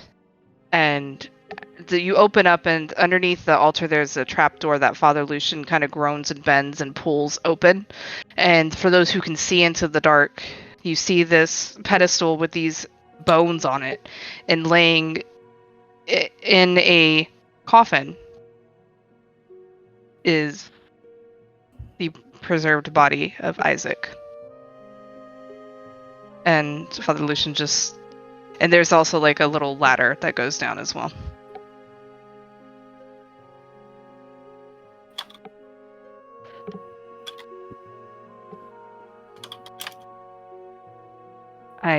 Fortunately am not able to fetch. He kind of chuckles a little bit, trying to bring some humor. But you're more than welcome to go down.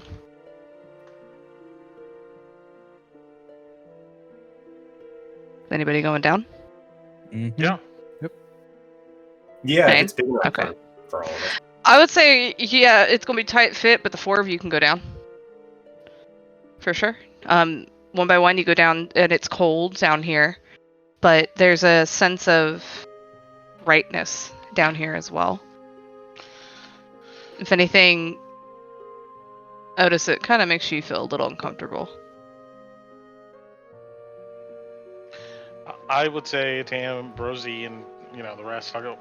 Now, remember, we can always speak to his spirit before we do this.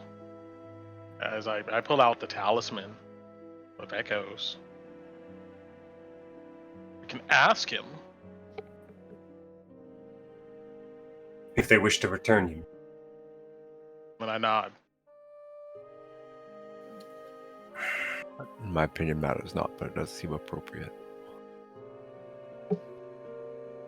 Even if they would not aid us, I would still very much like to give them this gift. If it's a gift, then make it their choice.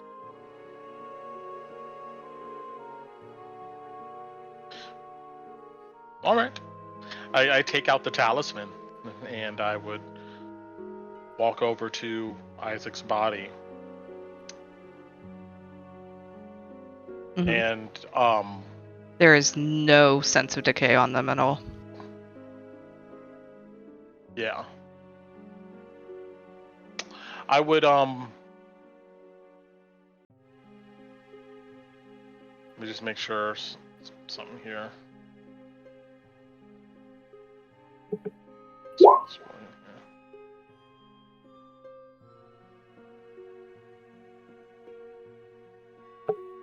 It lasts 10 minutes.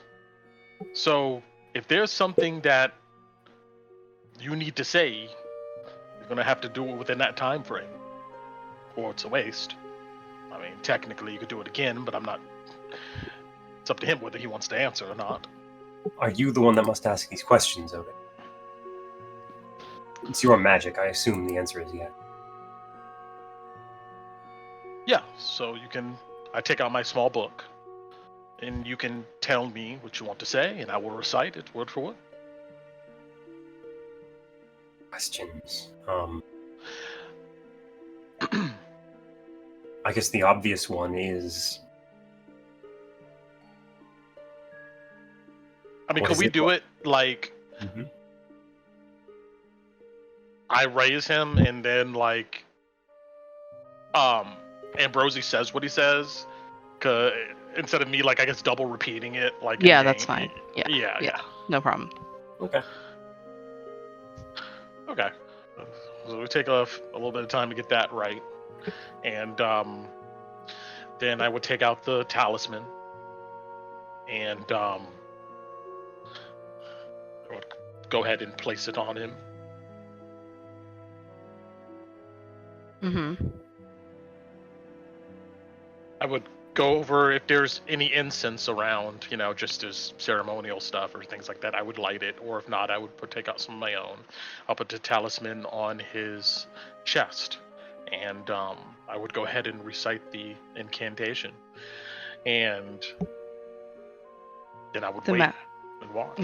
Yeah, you watch as this lit incense, the smoke kind of hazily going, and as the corpse of a fallen comrade takes in a breath, it sucks in all the incense.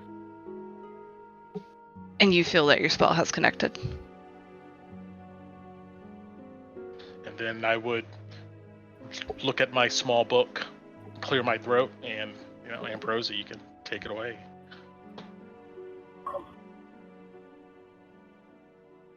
Isaac.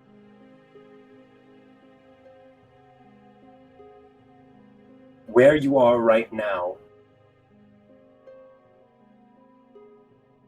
is it a place? Would you rather be there than here among the living? Otis repeats. And you wait. And there's no reply.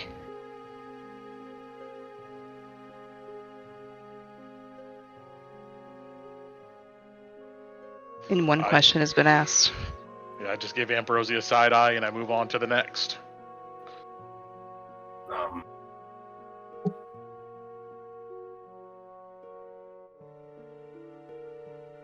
I suppose I should ask more directly.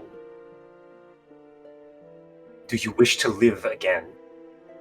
Even if it means facing the cruelties of Barovia? And you just hear a mocking laughter come out. One that sounds exactly like Isaac would respond when they were asked such a ridiculous question that somebody should know the answer to.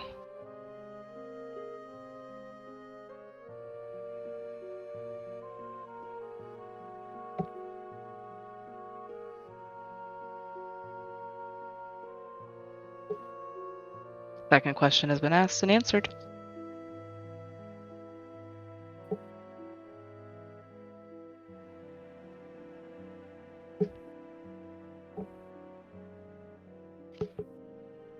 Would you wish to be alive if all of us were gone and only you could live?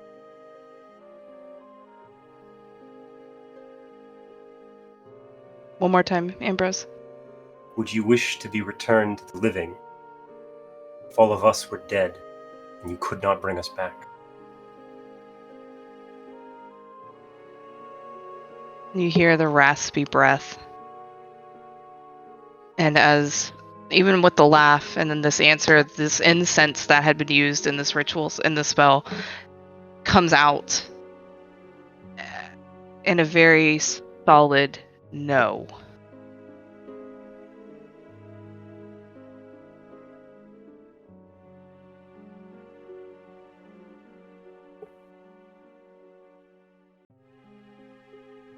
No. No. No. No. And Isaac's corpse and the magic starts repeating the answer, almost turning it into a game. And you can tell it's probably every voice they had ever mimicked in their life.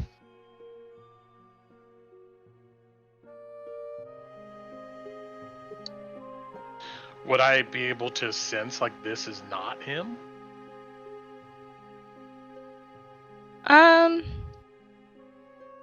You know how the spell works. You know they're on hollowed ground.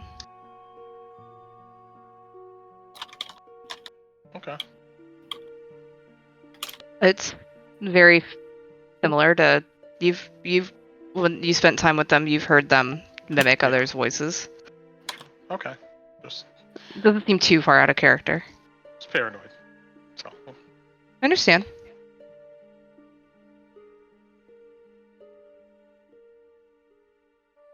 If those you love were bound by a sacred duty or an oath, one that they could not be free from for a very, very long time, would you help them with it? Or would you choose to leave?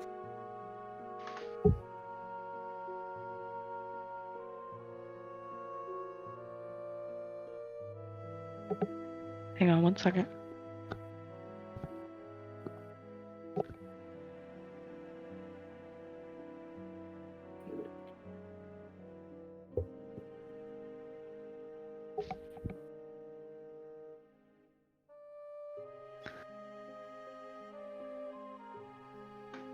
And it takes in another shuddering breath.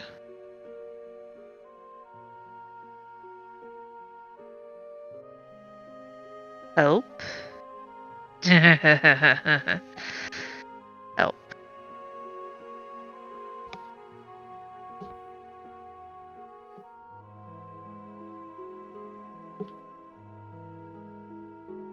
Help those I like. And that last one is said in a pretty good talking through talking through the spell, almost mimicry of your voice, Otis. As if the corpse is practicing your manner of speech in their answer.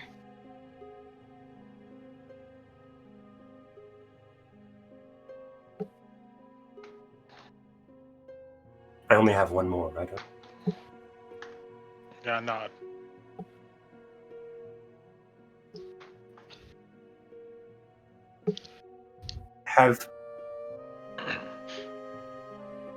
This is a hard question to phrase. But Phil and you, Otis, have explained that in this transient state of death, Isaac,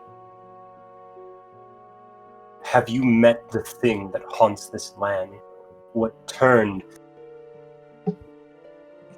that maid in the castle to a nightmare and saw the land riven by him? Has the spirit of death come to you? Has it done anything to you?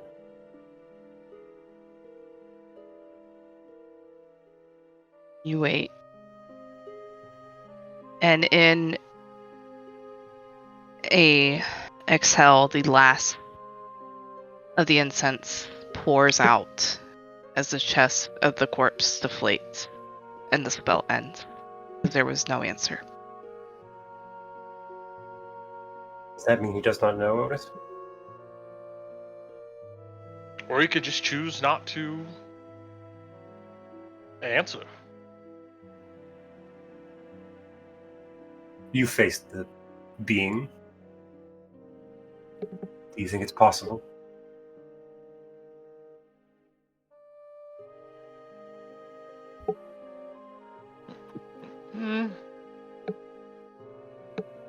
Could be. More importantly, though, do you want to continue on? I have to hope that whatever state they find themselves in, they can return to the grace of their life. Or if they cannot, hope has this land.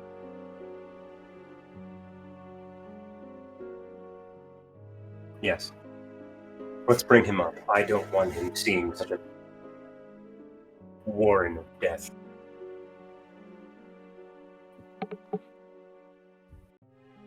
I didn't step out of the way, and I indicate that we need that feather. Which one? Valentine, you gave me yours yesterday. Yep. I'm still keeping in Rose's pack. But before we do that, Cora, if you'll help Ambrosi, he attempts to lift the coffin out of the grave to bring it up into the chapel, or into the church. This is how he was. His responses. You all know him better than I, but do not fill me with certainty that you wish to come back.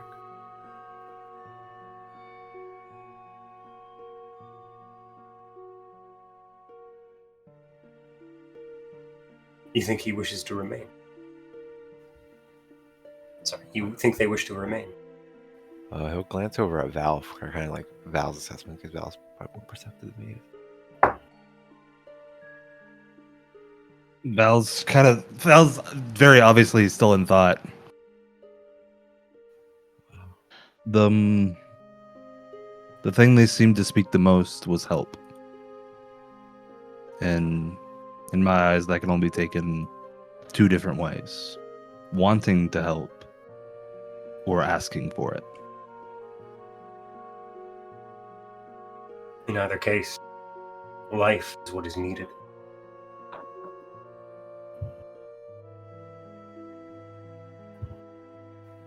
Or what? Hope. We must hope that they are themselves. Cora will help get him out.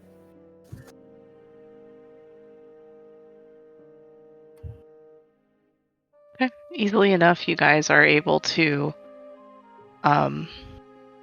carefully get the coffin and Isaac's body up to the main chapel, and the doors have been closed. And Phil, you had seen Yeska come out and stand in front of the doors looking a little nervous, but obviously looking to, if anybody wants to come up, possibly send them away, you imagine? That's why I'm And- standing here. Yep. With the girls and the ass. Mhm. With Biggie. And you guys, those of you in the chapel, you're able to bring up the coffin, lay it gently on the ground. And Father Lucian's just been quietly watching.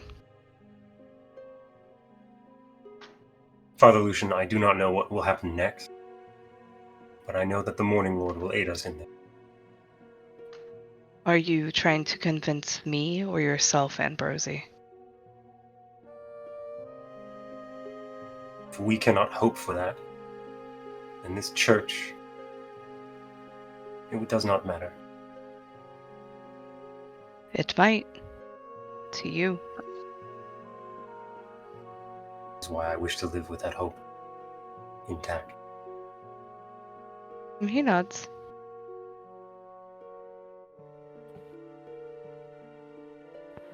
Don't really have any words. I'm not much of a priest.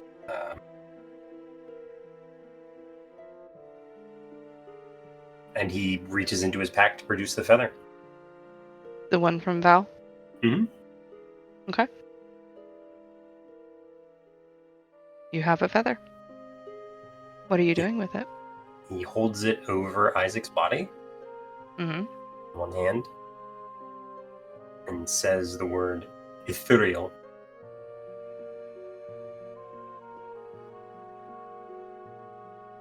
Wait.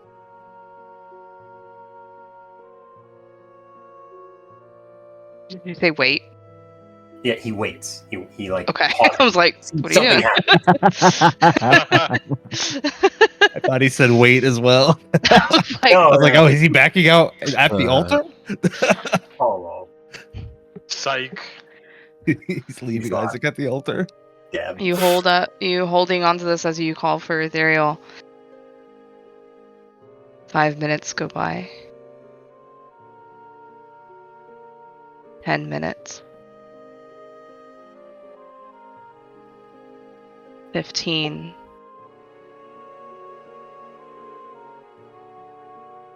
20. 25. Half hour has passed. You gotta continue to wait. Maybe About- maybe this feather didn't do anything. We might need to bring out one of the others. Might have just been a gift. Is that true? Is that? Why would he? It was given to me on my bed with my husband's Morning Lord amulet. Like I said, I never knew if it was woodwork. Figured we could try. I see. You have the other one, don't you? And Ambrosia looks over to Otis.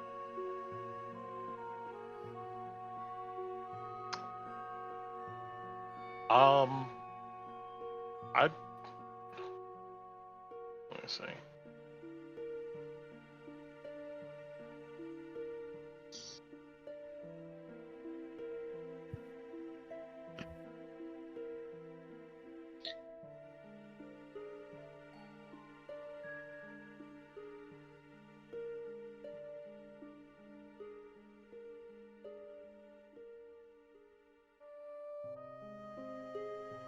I mean, I produce one of the feathers and give it to him. Thank you, Otis. Mhm.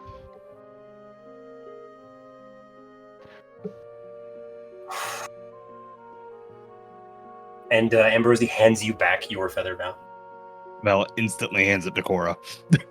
Like, doesn't touch it, like telepathically hands it. Alright. Alright. One more time. Holds the feather over Isaac's body. Mhm. And he says the word ethereal. As you hold the feather aloft and speak the name, you watch as the feather burns into radiant embers until it is no more. And once more you wait.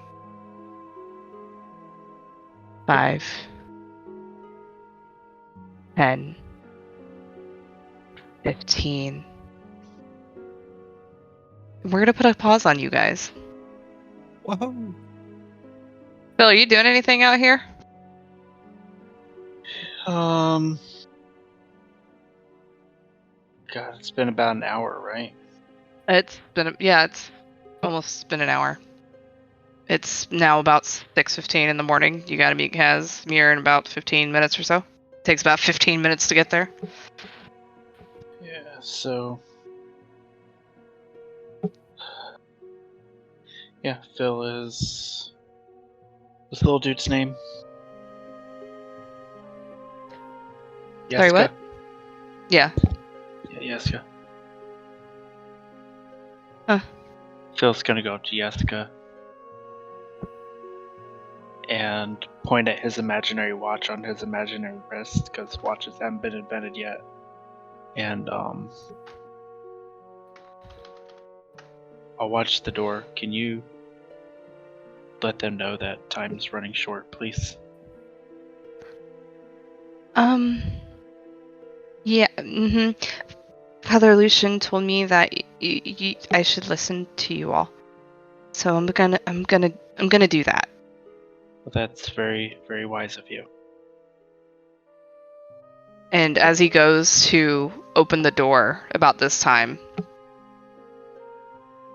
you hear the heavy beat of wings. And very softly landing next to you, you see Ethereal. Hello, Phil. Oh. Hello, And he good looks sir. around a little confused.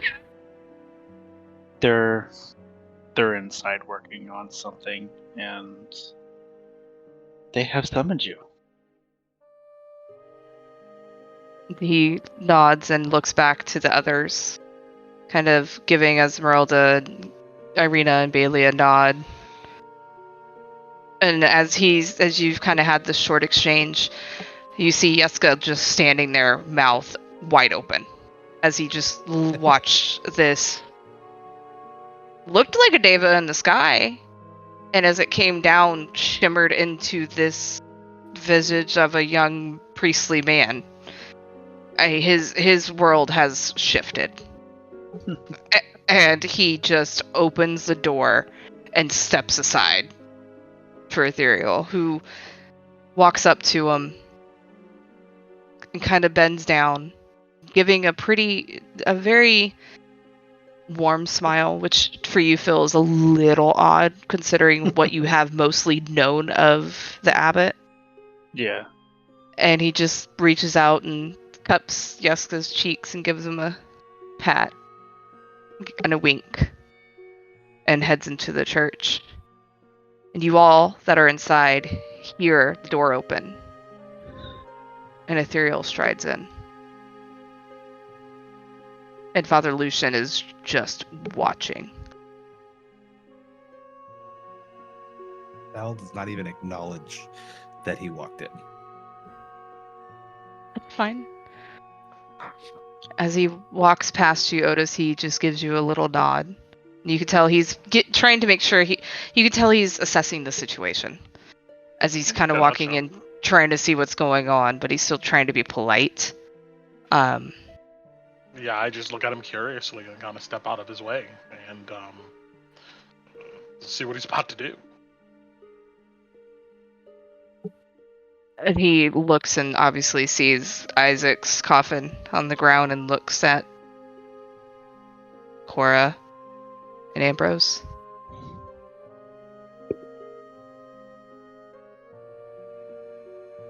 Do you guys say anything? Ethereal. Ambrosy. Would you please bring... Would you please bring them back to life?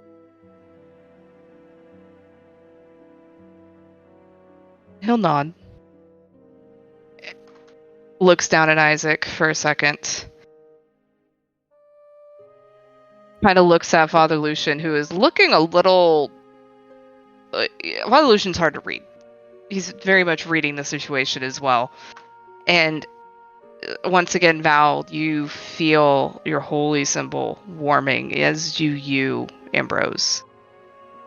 Even more so. It warmed slightly as soon as you had stepped onto this ground, but with the presence of Ethereal here, it's just almost like a hot iron that doesn't burn wherever it lays on you.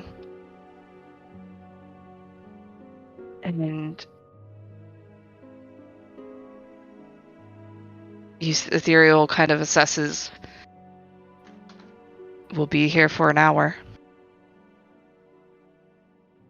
Is that alright if we utilize your space, Father Lucian? Father Lucian nods and I will go get what's needed and heads into the room. Going to take, and Ethereal looks at you all again. Give me an hour. If you need anything, we'll be here. Do we have that much time? We have a journey ahead of us. If we were to do this at all, we must speak with them. I owe them that for what I am about to ask. It'll be their choice. I would know their heart.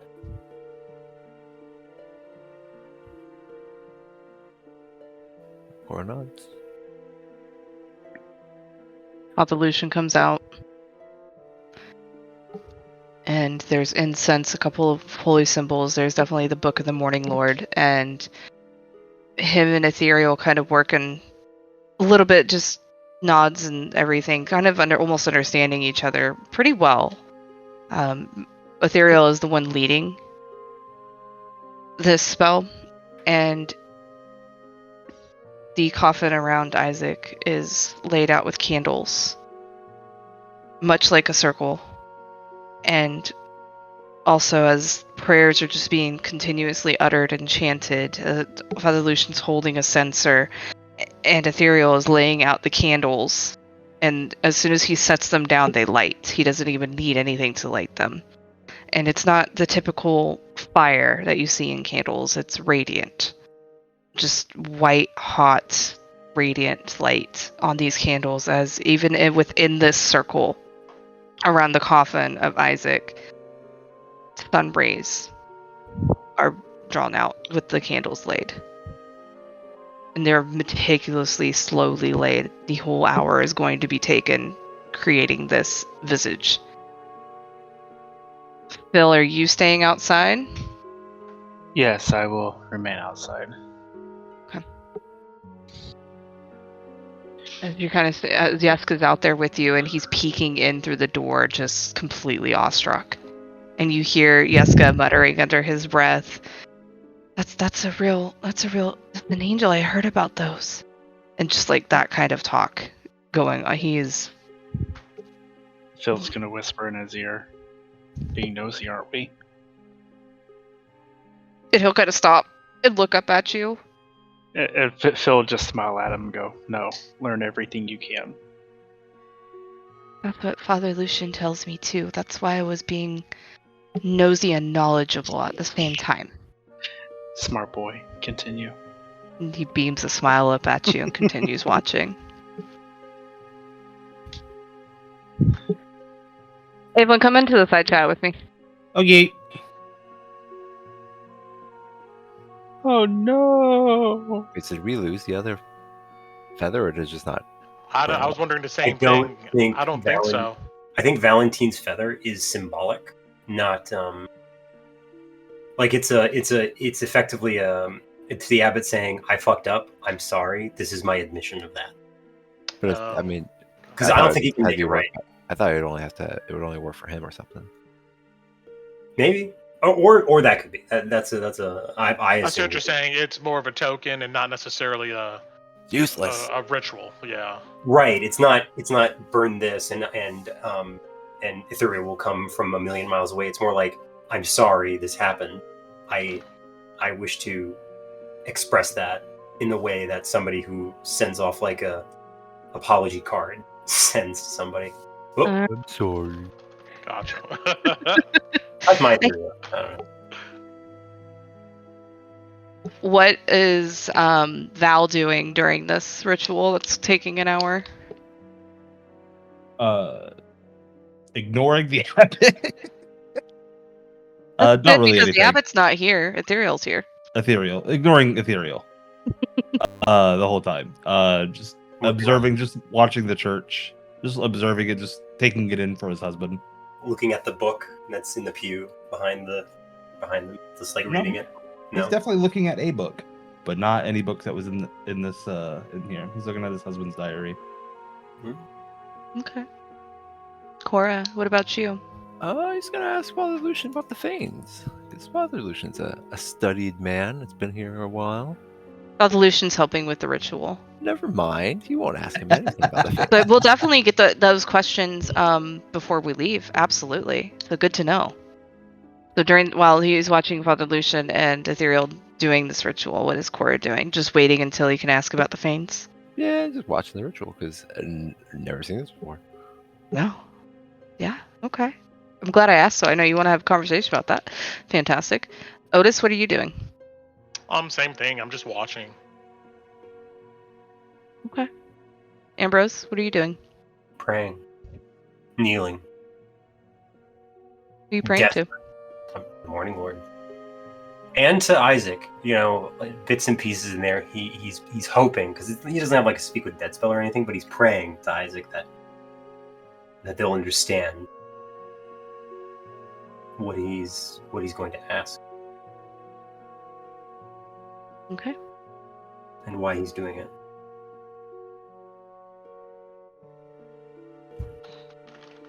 Spell comes to a close as the last candle is laid down.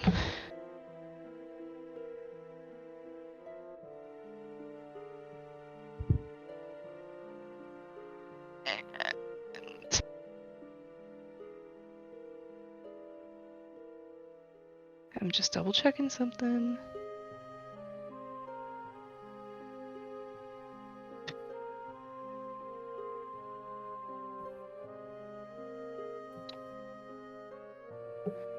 You watch as the entire inside of this chapel is lit up, almost much like Bailey's daylight spell before. As every candle had been laid, the light had gone up, and there's this bright symbol of the blazing sun around Isaac's coffin. And those that are, everybody in here actually, yeah. And even those out there, you can feel a thrum of magic, even if you're not partial to, the divinity magic, the holy magic. You still can feel the thrum of it, showing the pure power that even though Ethereal looks still tired, it's still recovering, is able to call upon. And you can see that it's still draining him, and it flares brightly, almost blindingly. And Phil, you see this from outside as well, and you have to kind of cover your eyes a bit. You hear the three behind you and Iggy kind of let out a hiss and a bray. And the light fades. And Ethereal comes and stands next to the coffin, watching as everyone watches, and a heartbeat passes. As another does. As another does. And Ethereal's curious expression slowly changes to a frown. He looks up at you, Ambrose. They didn't want to come back. Ambrosi looks disheartened when he says, And Ethereal will walk up to you. Oh, you're right next to him. He'll get up from you. Yeah. And he'll take your hands in his. Maybe it's not time. And I have learned the lesson of forcing those to do as they didn't wish to do.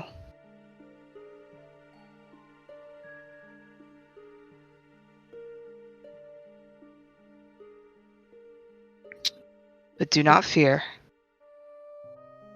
The Morning Lord is still with you.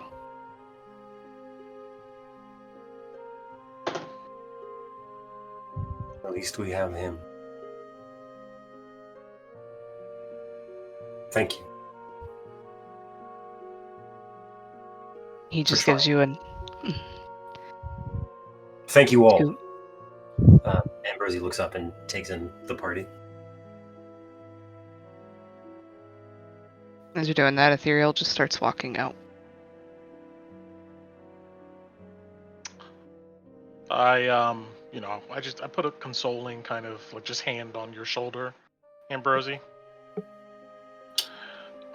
You look at Ambrosi and you see as if a great weight has fallen on his shoulders, and your hand, though light on his pauldron, feels like it slumps, like a ton is weighing on him. He doesn't say anything. You should feel... Well, I can't tell you how to feel, but you did the right thing. And I know Isaac knows, his soul, his spirit, that you were trying to do the right thing.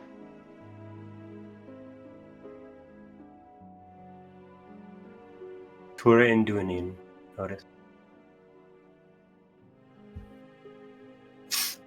Come again? Tura Induanin, as a friend once said. And he smiles at you. I don't know. Would I know anything about this? You heard Zir say it. Oh, okay. The great purpose. I just pat on shoulder, and I give a nod then, as that eventually comes to my mind.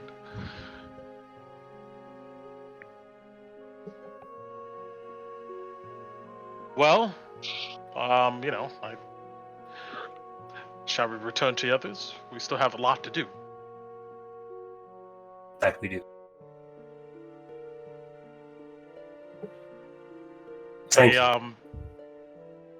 That was hard for you to give up.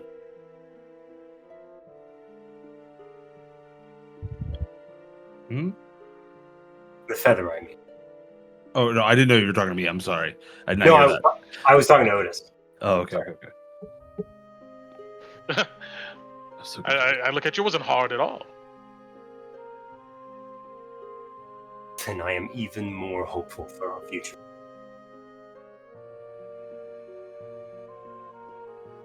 Yes, let's leave. To the horizon. I, bid Father Lucian goodbye, and I look at AKA the Abbot. Oh, Ethereal left. He walked out. Ethereal. I'm sorry. Okay, he just dipped. Yeah. And I would, I don't want to turn this to a whole conversation, but I would ask Father Lucian, could he? I don't know. How long would it take for us to bring the coffin back down and settle it? If we need to do that, I guess we do that, right? It would take 10. Oh, you would know from bringing it up and stuff. It would probably Okay. take maybe 5 to 10 minutes if Ambrose and Cora do it again carefully. Okay. Yeah. So I would suggest we do that, and if we do that, then I guess I would go at least back to meet the others. Okay. I would Cora, can you manage the coffin on your own? I'd like to leave. I'll help him. Of course. Thank you. And Ambrosie will walk out with you. Yes. Okay. We'll keep you guys from walking out for a second. I'm going to go to Phil, then I'll come back to Cora and Val. Sounds good. Yeah, Phil, you kind of watched this, heard what you did. Say your elven ears heard it. Mhm. And as Ethereal had come walking back, Yeska had let out a surprise whimper and kind of stepped back and tried to hold himself up straight and his shoulders square and everything. And Ethereal walks out, gently closing the large double door behind him and kind of looks at you, Phil. Just remember and remind them. And he holds up 2 fingers. That's all I've got left. I'm sorry they didn't want to come back. Phil gives him a very gracious and understanding nod in response, and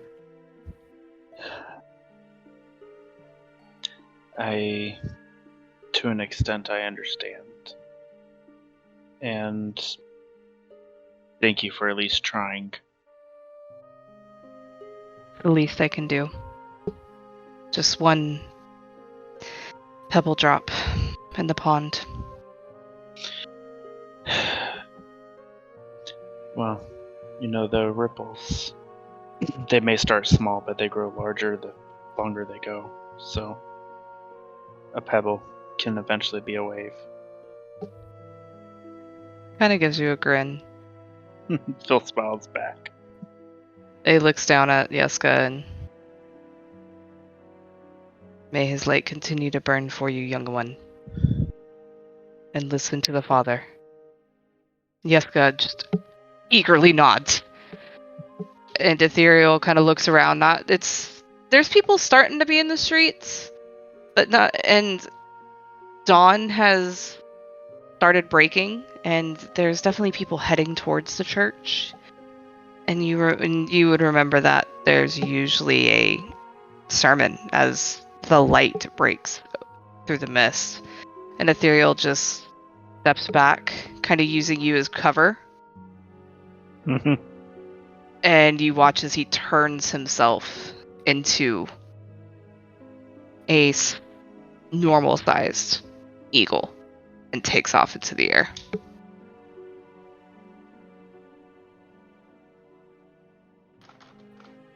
And at that moment is when Phil and Ambrose would meet outside with you. Cora and Val have been able to put Isaac's body back in, close the altar.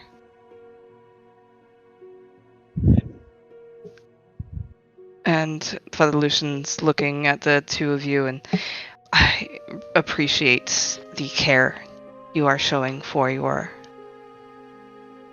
new comrades and one that had passed that you never met. That speaks volumes of your character. Their cause is just. We all wish for the same outcome. To see the sun again? For this land to see the sun again. He nods.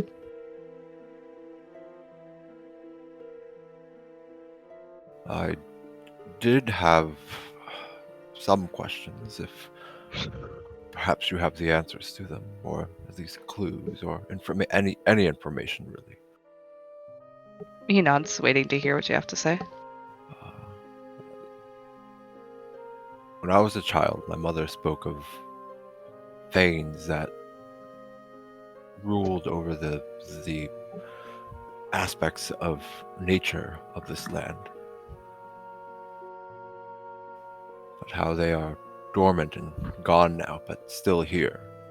I was hoping that a man of your knowledge and time spent here would have some information, anything on where they are or how we can awaken them again. He's listening pretty deeply to you. I'm just double checking what he knows. While you're doing that, Val's gonna insight check whatever his answer is. Heck yeah. Okay. I'll let you know when to roll it. Mm-hmm. Hang on 1 second, I'm just double checking something else. Because if what he knows, he would tell you.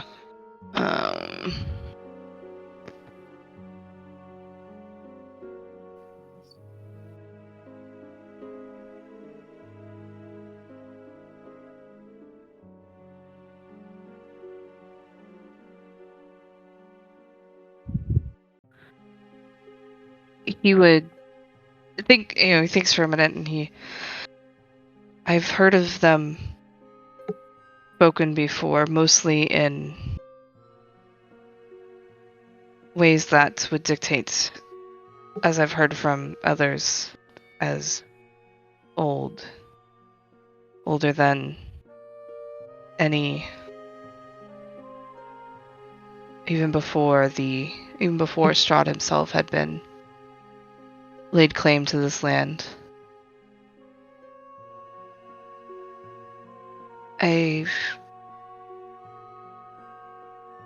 There's folk who do believe in them still, but I have not had the experience of speaking with them.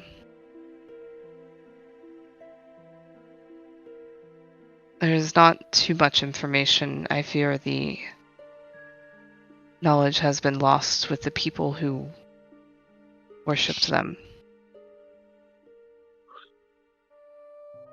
You roll your insight check, Val.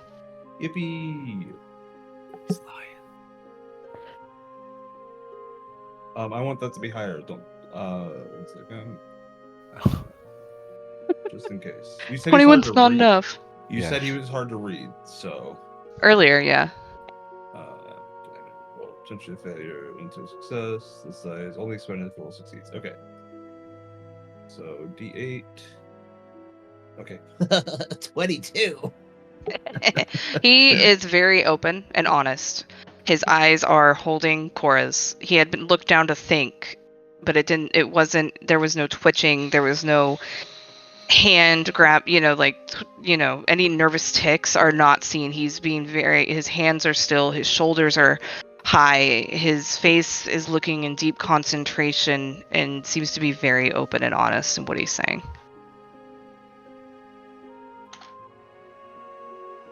And Thank you for your honesty. he nods. Doesn't even seem to question why he would say that.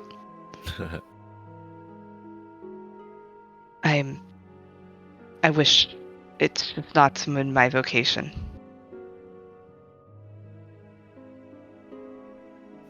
Cora looks a little dejected, but he understands. I see. Well, thank you, Father Lucian.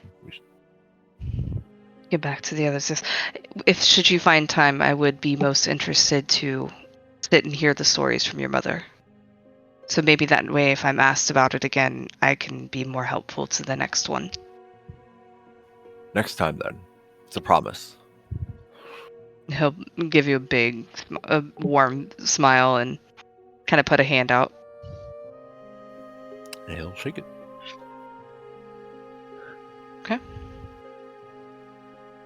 May the light guide you both, and I hope to see you both well next time I do. May the elements protect you. He nods. Thank you, Val. We must make haste at this point. I can keep up.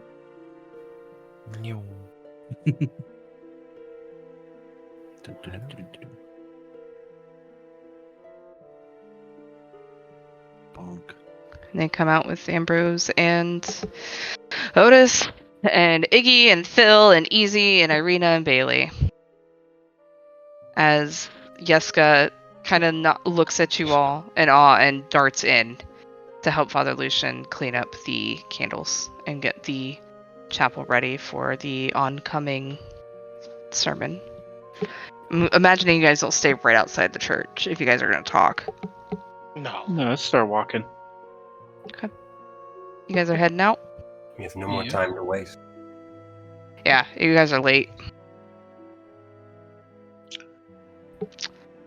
All right.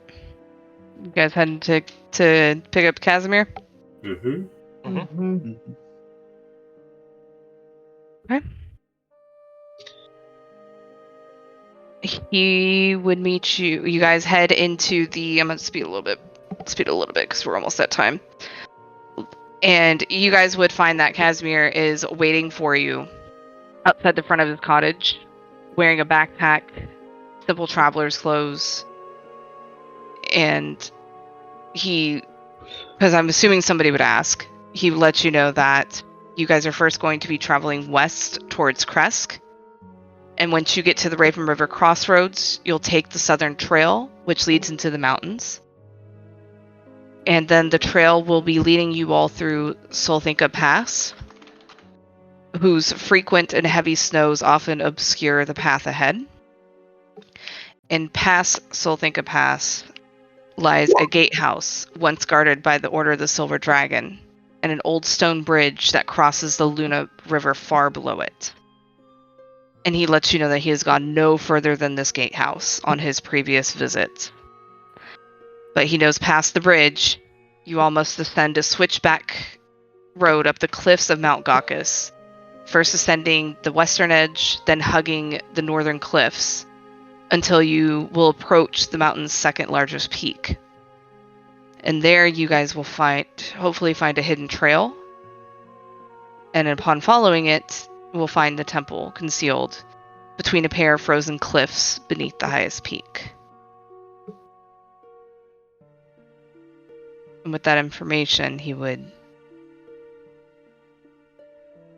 start heading down the road with you all.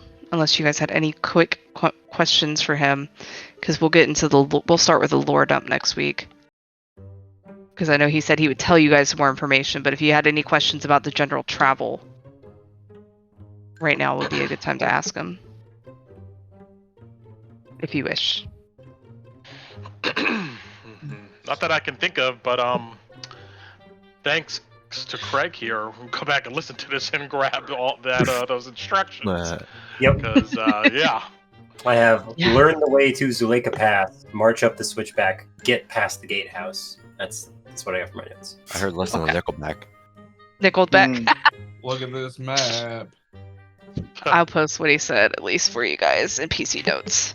So that way you guys can think about it. But we'll go ahead, and I know it's a little early, but I think it's a good spot to end. We'll pick up with you guys heading out down the old Savlich Road in the directions that he said, and be willing to have a conversation with Casimir, because he did say he would tell you. So get ready for a lore dump. Mm-hmm. Okay. I have questions ready if you want. I'm expecting some RP from you guys with what happened. And we'll pick up there next week, guys. Awesome. RP is what you shall get. Yeah. Who wants to start us off? I'll go ahead. I think that obvious MVP here has to be, at least from my perspective, Ambrosi, for seeing this through, seeing this, like, the things that he values through, and attempting to go ahead and bring back Isaac. I think that was noble for his character and demonstrates a lot. So I'm glad that we went ahead and went through that, and got some confirmation, and also I think a little bit of resolution. So that's my MVP. I don't have any bad, but obviously Ambrosi losing half of his life from Strahd is the worst. That sucks. Oh my god. But that's all in-game challenges. So we'll see how we deal with that. But I don't have any true bads or anything. It was another good RP session, guys. So So I can popcorn that. Yeah. That was a very informative session, and it's going to probably do a lot to spin into Ambrosi's future character in regards to Barovia and its inevitable fate. Where the characters end up. If there were a little sign at the top that says Ambrosi will remember that would probably be happening. Dora will remember that. I don't have any bads. I mean, Ambrosi has like 3 that happened today. But he'll live. Pun intended. Yeah, my MVP, God. My MVP for this session. You know what? I'm going to give it to you, Otis, for suggesting to talk to Isaac and ask questions. I think that was you, right, Brent? Because that was not something that was in my mind any more than it was to think to give, to be there when Isaac woke up. Ambrosi was honestly thinking of leaving the letter and explaining it through it. But when you guys suggested that, and now with the Speak with Dead, I think that was very smart and very wise. Just like our decision to engage in the game and not anger the Dark Lord who can control floodwaters and can destroy cities. Perez. So, yeah. Yeah, real quick, I thought about that after our game last week. I was like, oh, we have the talisman. We could just freaking see, But you can only talk to the body. That's what it knows in life. Y'all well, guys are asking questions about his death happened after he died. we were in the It was a great moment. We idea, had though. to. No, we had it's to a go. great idea. I'm not We had to complaining. know. I know. Okay. I'll go next. Good. Wow, that was a good session. Fucking. That was intense. I really liked the scene about what's going on, like what happened with Isaac and the resurrection and the Dice. You did great with doing the like the Speak with Dead. Perfect with what Isaac would have done. Thanks. My bad is I feel really bad for Ambrosi. because it wasn't anything Ambrosi did that made Isaac not want to come back. And I feel bad about that because now Ambrosi's real sad. That's so bad. And Ambrosi lost half his fucking HP. That's insane. That's absurd. Isaac now had what is he at 46? You said.